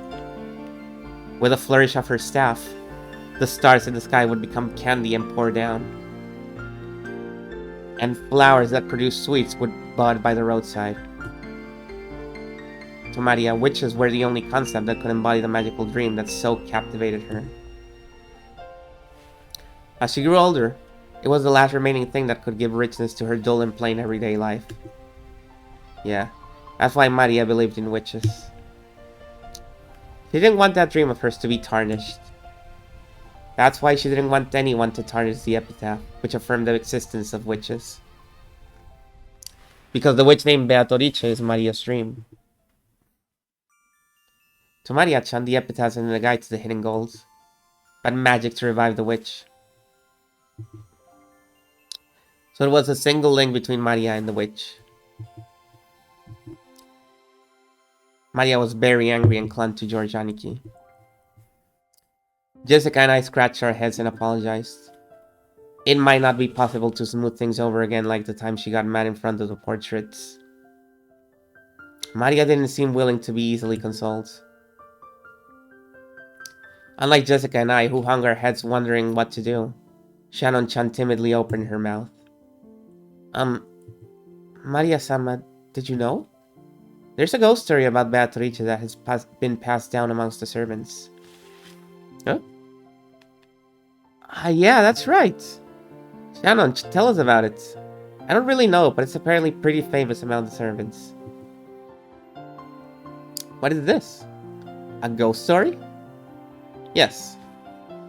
It seems it's a story from before we were born. I also heard about it from my mother. Yes. It has been passed down since the time of the mansion's construction. The servants of that time whispered that the mansion had two masters. One of the day and one of the night. The tale that Shannon told was just like a typical campfire ghost story. If there was a forest with a witch living inside it, then of course the witch would come pay the mansion a visit from time to time. At some point, this ghost story naturally sprouted up between the servants. When people do the rounds a second time to check doors, windows, and locks that were supposedly closed, they'll find some of them left open. Lights that were supposed to be off were turned on, and lights that were supposed to be on went out. Things left lying around would disappear, and things would appear when no one had any memory of putting them there. When any of those things happened, the old servants would say that the witch had visited the mansion, invisible, and was playing pranks. Oh! See? She exists! Beatrice exists! Yeah, she exists. Long ago, it was always right before leaving for school that I wasn't able to find my bag and stuff. Maria puffed out her chest with an ooh as though this was final proof of the witch's existence. If I opened my mouth, Maria would probably be hurt again, so I didn't. I mean, you hear this kind of story everywhere. Depending on the place, they might blame it on a dwarf or an elf. An elf? The only difference is that they call it a witch on this island. Of course, walking around the vast, elegant mansion at night would be a little unsettling. It's an island devoid of people. El Duende. I was thinking about that, yeah. Have you seen that video of the goblin that's real? Like a real video of a goblin footage? Since the mansion is so drafty, walking around on the night of a thunderstorm would certainly be eerie. Yeah. In addition, some servants have also seen will-o'-wisps. Will-o'-the-wisps. The full name, I have not. I don't know if I can find it again. I'll show it off later on the Discord or something. You couldn't forget that. It is traumatizing. And glittering butterflies dancing around. Kanon-kun also saw something like that when he went patrolling one night. You mentioned it each stream. I do? I guess I'm really fond of that video. But it's real. And recently, you often hear servants talking about strange footsteps heard inside the mansion near midnight. We've whispered together that the Beatrice-sama in the portrait sometimes makes herself invisible and walks through the mansion. It happened a while ago, but even I have heard footsteps while patrolling at night that resemble these stories. Phew, that's scary. But there's nothing to be afraid of. Beatrice-sama is another ruler of this mansion, separate from the master. So there's no need to be unnaturally afraid. If you respect her, I hear she won't do anything bad. However, she can be quite terrifying if you don't respect her, right? Correct. I heard that just before I began working here. Someone who spoke badly about Beatrice-sama fell down the stairs and quit after receiving a large injury to their back. Because of that, there was a rumor between the servants that Beatrice-sama's anger had been brought down upon this person. Oh.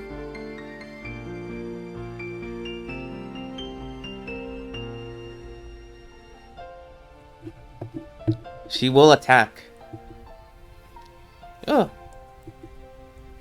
Anger will definitely be brought down on Battler and Jessica. Oh. I'm sorry! I don't want her anger brought down upon me. I apologize, Maria. Of course, I also apologize to the witch. I'm sorry, Beatrice-sama. Please forgive an outsider's nonsense. I'll apologize as well. I'm sorry, Beatrice-sama. Will the witch be able to forgive us now? Oh. Don't know. Witches are fickle, so they forgive when they want to, and don't when they don't. Oh. That's no good. Maria-chan, isn't there some kind of good luck charm that could prevent Battler-kun and Jessica-chan from suffering Beatrice-sama's wrath? Maybe something that can block against magic? By relying on Maria, who was proud of knowing the most about witches, George was trying to revive her self-esteem. Once again, I've gotta admire his ability to calm kids down. After taking a moment to cross her arms and seriously ponder whether there might be a charm that could save us, she started flipping through the pages in her notebook. I thought it was just a scribbled diary, but there also seemed to be quite a few pages that looked like they'd come from a book on black magic. Maria solemnly considered a group of these pages, which contained things that looked like magic circles. Apparently, Grandfather wasn't the only one with the black magic hobby. When Maria finally found what she was looking for, she snapped the notebook shut and threw it into her handbag. She then began fishing through that bag's contents. There seemed to be various jumbled up things in there. After a while, she took out various pieces of junk, although they were probably important magical items to Maria, and repeatedly threw them back in, saying they were wrong. It was all a little humorous, just like when Doraemon took out the wrong tool. Censored Mon took out the wrong tool. Finally, she seemed to discover what she was looking for. With a face that was unimaginably cheery when compared to the intense expression she had worn until now, she held those out to Jessica and B. Those. Oh! I grabbed it and saw it was a very cheap looking charm. It looked like a bracelet made from a plastic rosary, with a scorpion themed medal attached. No, it's fine, it was censored. Haven't you ever seen those cheap Zodiac themed accessories? The kind you might win in a crane game at an arcade? Dora Sparkymon. It really looked like something like that. There were two of them. Probably one for me and one for Jessica. However, the very fact that there were two of them made them feel even more like cheap, manufactured goods, making it pretty hard to think of them as magical items. You're giving these to me and Battler? Oh! With these charms, you don't even need to worry about Beatrice, because scorpions have the power to ward off magic. Ah, fuck!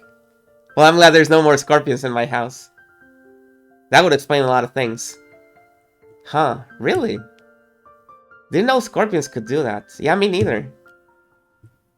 Oh, Adler doesn't believe. Oh. I've said too much and angered Maria again. Maria took out her notebook again, pointing out various pages as she went on and on about how the scorpion had such incredibly holy power that it had been used in magic-repelling magical circles since ancient times. I've heard about that from some of the other young servants. Something about how the scorpion is drawn as a magic-repelling symbol in sorcery. Huh. Really? Oh. The scorpion protects against bad magic and calamity. An emerald brings peace to the hearts. Therefore, its effects are twofold. Oh. It's true.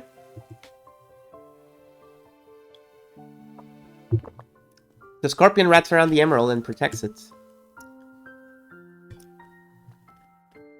Yeah, all those scorpion vendors. They're just trying to sell you a scorpion. Yeah, that certainly does sound like it'd work well. I really wanted to make fun of those worthless-looking charms.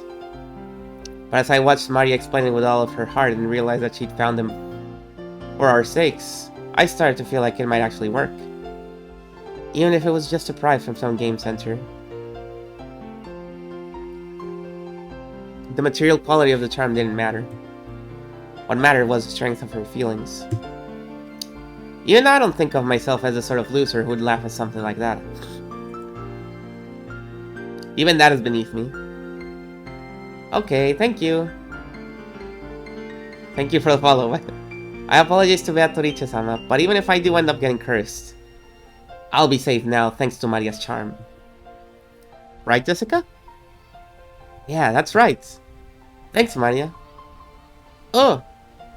Wear on your arm when you want your heart to be at peace. Put on your wallet and your money won't decrease.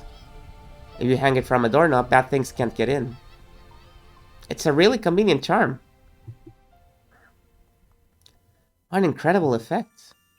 If Maria-sama gives it her competent seal of approval, then it surely must be reliable. Shannon-chan clapped her hands together, and Maria stuck out her chest. She was totally in a good mood again.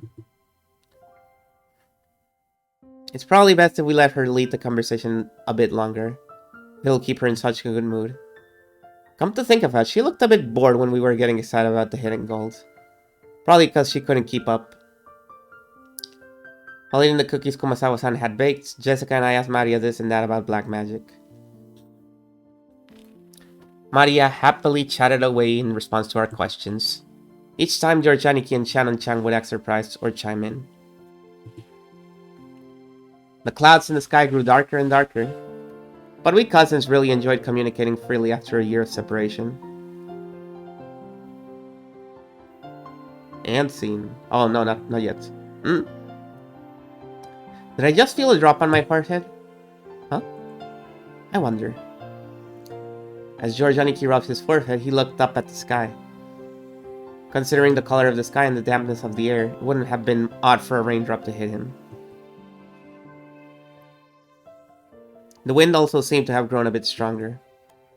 Oh? I didn't feel a drop. Only I didn't. Oh! Don't worry, neither did I. Anyway, I'm sure it'll rain so much tonight. Everyone will get to feel plenty of raindrops. That's right. Maybe we should head back soon. Shannon-chan looked down at her watch. It was probably well into the evening by now. Is it already time for you to return to your work? Yes. Thank you very much for allowing me to enjoy some time together with you all. Tell Kumasawa-san thanks for the cookies. Okay everyone, help out with the cleanup. Shannon-chan declined her help, saying that this was a servant's job. But picking up dropped forth because the waitress has to is pretty much my purpose in life.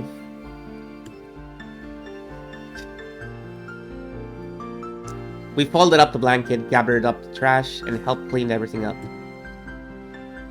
Oh! The trash is getting away. Oh! I won't let it escape. I'll grab it before Maria does. Oh! I'll grab it. Oh! Maria, don't get your shoes wet. You'll get in trouble.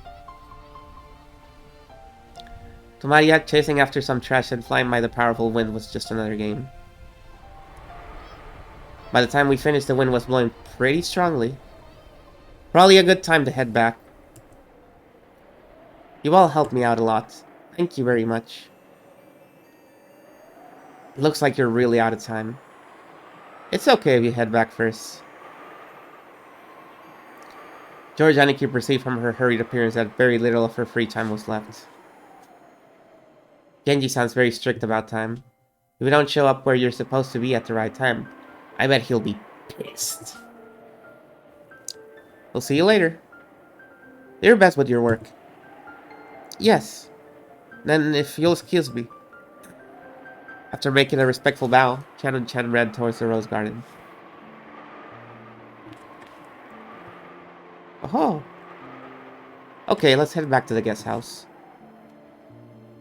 We can watch TV or something and relax a little. Oh. Wanna watch TV? Wanna watch TV? Oh. It's decided. Let's all head back and watch TV together.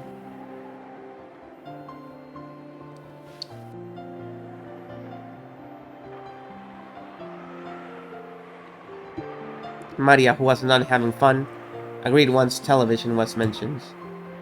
We climbed up the gentle stairs and returned to the rose garden. We're out of the beach. And back here. The wind had grown very strong, and roses shook throughout the garden like ripples on the water. This might be our last chance to see these beautiful roses. TV, yes! I'll bet tonight's typhoon ruins them. These roses might be done in by tonight's winds. You're right. Still, I think the roses were pretty lucky. After all, they got to welcome all of you before the typhoon. All flowers lose their petals eventually. That means we can admire them even more when they're in bloom. That's right. Maria, burn this image into your eyes. At this moment, they're the best roses of the year. Oh, burn into ice. That's right. Right then, Maria suddenly clapped her hands. It looked like she remembered something. My rose. A typhoon will send it flying. Oh. Oh, you mean the sad-looking rose Georgianiki marked with the ribbon? Maria apparently remembered where the rose was. She ran at full speed. The rest of us followed her. Oh? What was that again? I'm sure it was somewhere around here. We searched everywhere around the area, but it was only a single flower among all these roses after all. Even though we knew it was somewhere close by, we weren't able to find it. Where's the rose? The winds waking up the typhoon's front lines made roses throughout the garden undulate. It was almost like it was teasing us by making the location of Maria's rose impossible to find. Maybe it wasn't here. Let's try spreading out a bit in our search. Sounds good. Let's go for strength in numbers. What's up, Maria? As we made to split up and search, Maria tugged on my jacket with an unhappy face. You could tell that she didn't want us to leave that spot. What is it? What's wrong? My rose is here. It's here. But it's actually not, right? Maybe it was on the other side of the flower bed. If we all look, we'll find it fast, okay? Oh! It's here! My rose is here! Look for it! Look for it! Oh! Maria stamped her feet in irritation. She pointed at that spot and said it was definitely there, but in actuality, it wasn't. Even so, Maria got mad when we said we were going to search elsewhere. We were at a loss for what to do. For a while, we had to stay near Maria and pretend to search through that rose thickets. Oh. Oh! Not here! Not here! Not here! Oh! Meishi's saying that it should be here, but it isn't. Maria became increasingly irritated. Man, Maria's really losing her temper. Sometimes Maria starts to really care about really pointless stuff. If she gets what she wants, that's okay, but you can't find something that isn't there. It's not good. Just when we were at a loss for what to do, Maria called out in a loud voice, "Mama! Oh!" We could see Aunt Rosa in the direction Maria was waving her hands. Maybe she wanted to look at the garden one more time before the typhoon came. Or maybe she had some business at the guest house. Aunt Rosa was coming from the mansion. She quickly noticed her daughter's voice and came over. My, what happened, everyone? Are you looking for something? Look for it! Mama, you look for my rose too! Oh! Your rose? We found an unhealthy rose around here and marked it. We tied a candy wrapper around it. But Maria, if I remember correctly, it was growing right in front and really stood out, didn't it? Unless it grew legs and ran off somewhere, it must have been somewhere else. Maybe you remembered it wrong. Oh, it is here. It is here. Adler doesn't believe. Oh. How many times do I have to tell you to stop saying "ooh" before you'll understand? Mama will look for it, so stay quiet. I'd never seen Aunt Rosa be anything other than kind and gentle, though her anger surprised me a bit. Aunt Rosa began searching as well, so we went along with her for the time being. But we were already more than sure that it wasn't around here. So it didn't take long for Aunt Rosa to realize that too. The rose isn't here. Did you mistake this place for somewhere else? There's so many roses around. Oh, that's wrong. It is here. Mama doesn't believe. Oh. I already believed you and looked hard for it, didn't I? But it isn't here. Oh. But it is here. It's here, but it isn't. Oh. Then someone must have ripped it out. Anyway, stop saying oh. Oh. Who ripped out my rose? Who did? Give it back. Give it back. Oh. Oh. How should I know? Stop it. Stop saying oh. Aunt Rosa slapped Maria's left cheek with her palm. In that instant, Maria was shocked into silence. Of course, it was only for an instant. When Maria realized that her wish was being rejected, she started yelling even louder. Oh, oh, my rose, my rose. Didn't I tell you to stop that weird habit? That's why all the kids in your class make fun of you. Cut it out. Once again, her palm slapped Maria's cheek. This time she didn't go silent. She choked as she started crying and began to bawl in an increasingly loud voice. Aunt Rosa was clearly irritated and lifted her hand once more to try and shut her daughter up. Aunt Rosa! Now, she's just a little kid, so there's no reason to get so serious. I tried to cut in with a bitter smile, rubbing my hands together. But Aunt Rosa glared at me with a serious face, and I realized that I should have stayed out of this. I'm sorry, but could the rest of you go back to your room for a bit? I need to have a little talk with Maria. Nobody believes in my rose, even though it was here. Look for it. Look for it. It was here. But it's not here. So you must have confused this place for somewhere else, right? It is here. It's definitely here. Then it disappeared. Give it up. Why?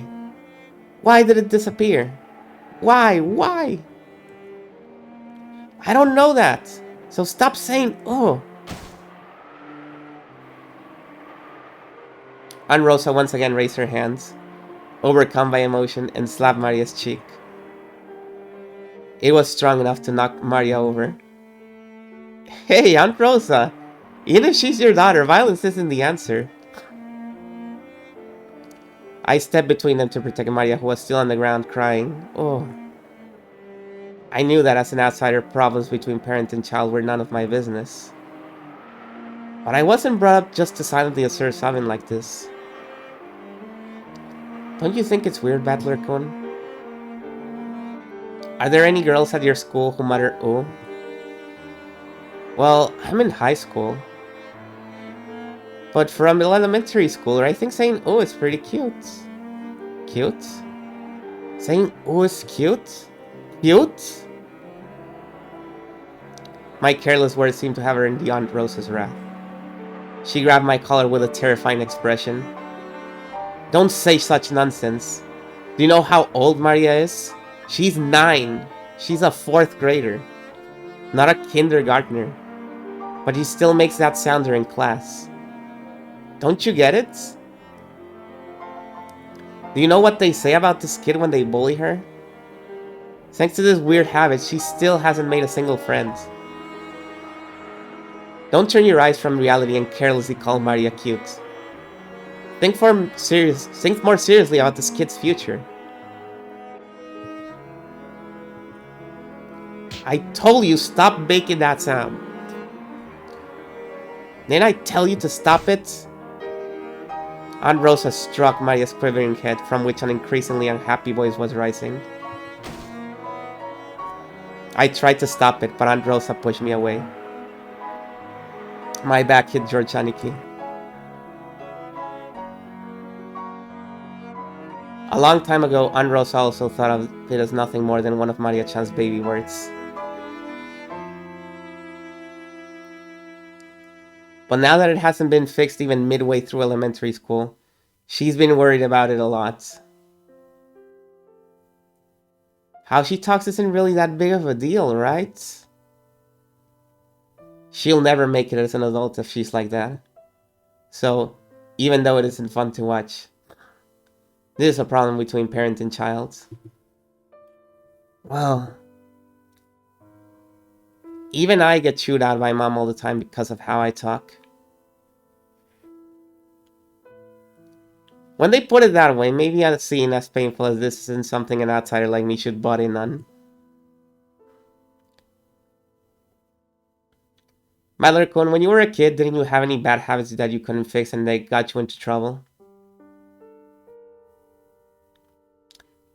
Oh, he used to be a social worker. Interesting. No, I didn't know that. I'm just... If anything makes it apparent is... Higurashi. Well, I think he even says it in Higurashi. Like, literally, he tells it to you, the reader. Well, 1 or 2. On Parents' Day once, I kept getting yelled at in front of everyone, and it was embarrassing as all hell. Well then, you can understand how the 2 of them must feel right now. I'm sure they don't want us to be here now. Higurashi's really good. You can understand too, don't you, Jessica-chan?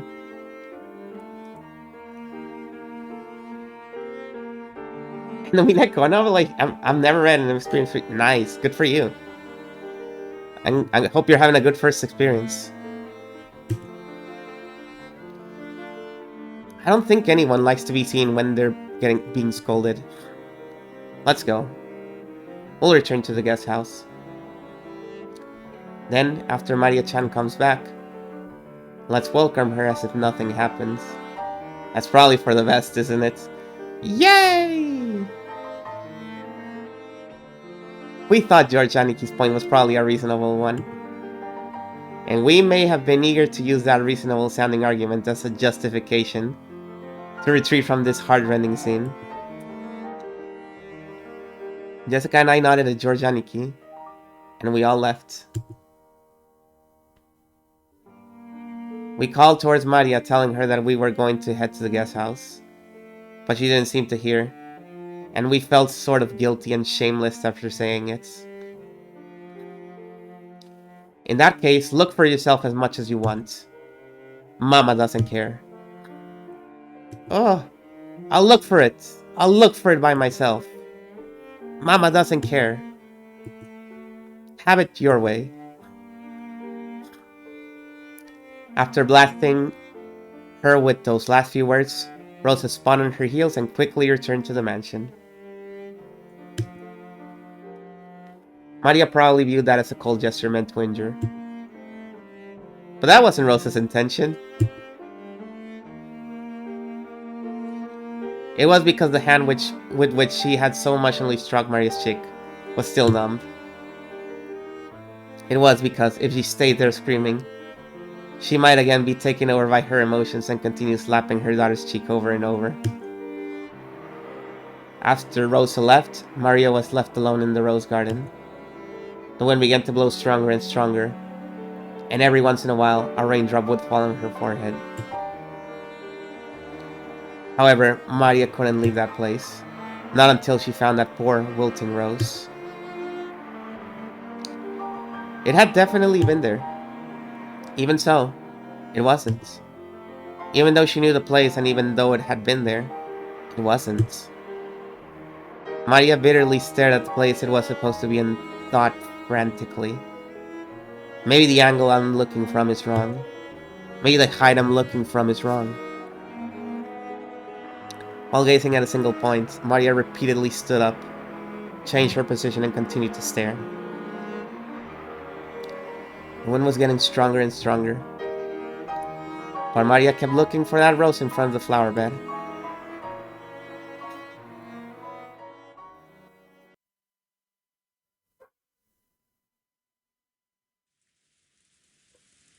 Oh, rain.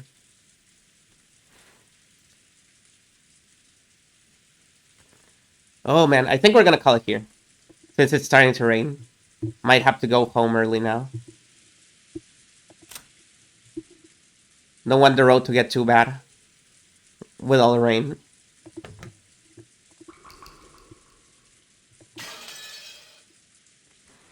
There we go.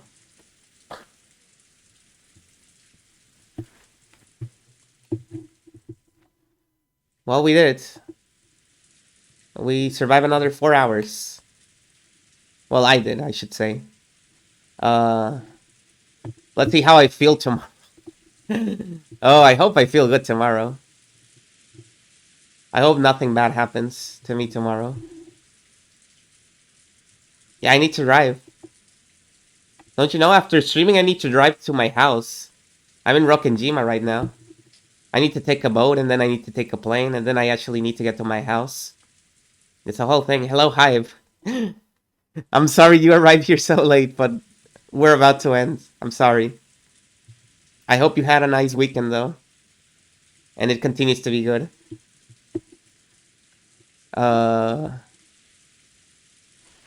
So, let's see. I hope the throat situation is not bad, too. Nice, nice. Where am I? Hang on.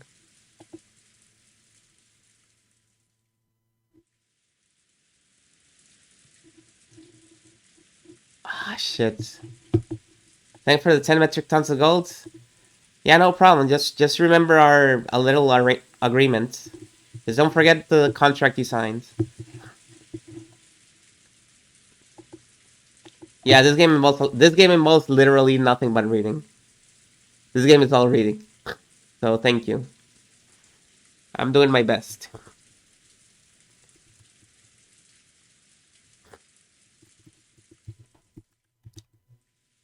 We're gonna inquire more about the Western style in our raid. I wonder how this sounds in the buy screen, but because this is just rain, so it's not like there's music overlapping. Should be interesting, right? Okay.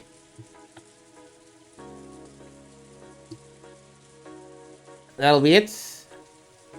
We're about to go from an extremely normal story to a very crazy video game, so don't get too scared when you see what you're about to see in this raid.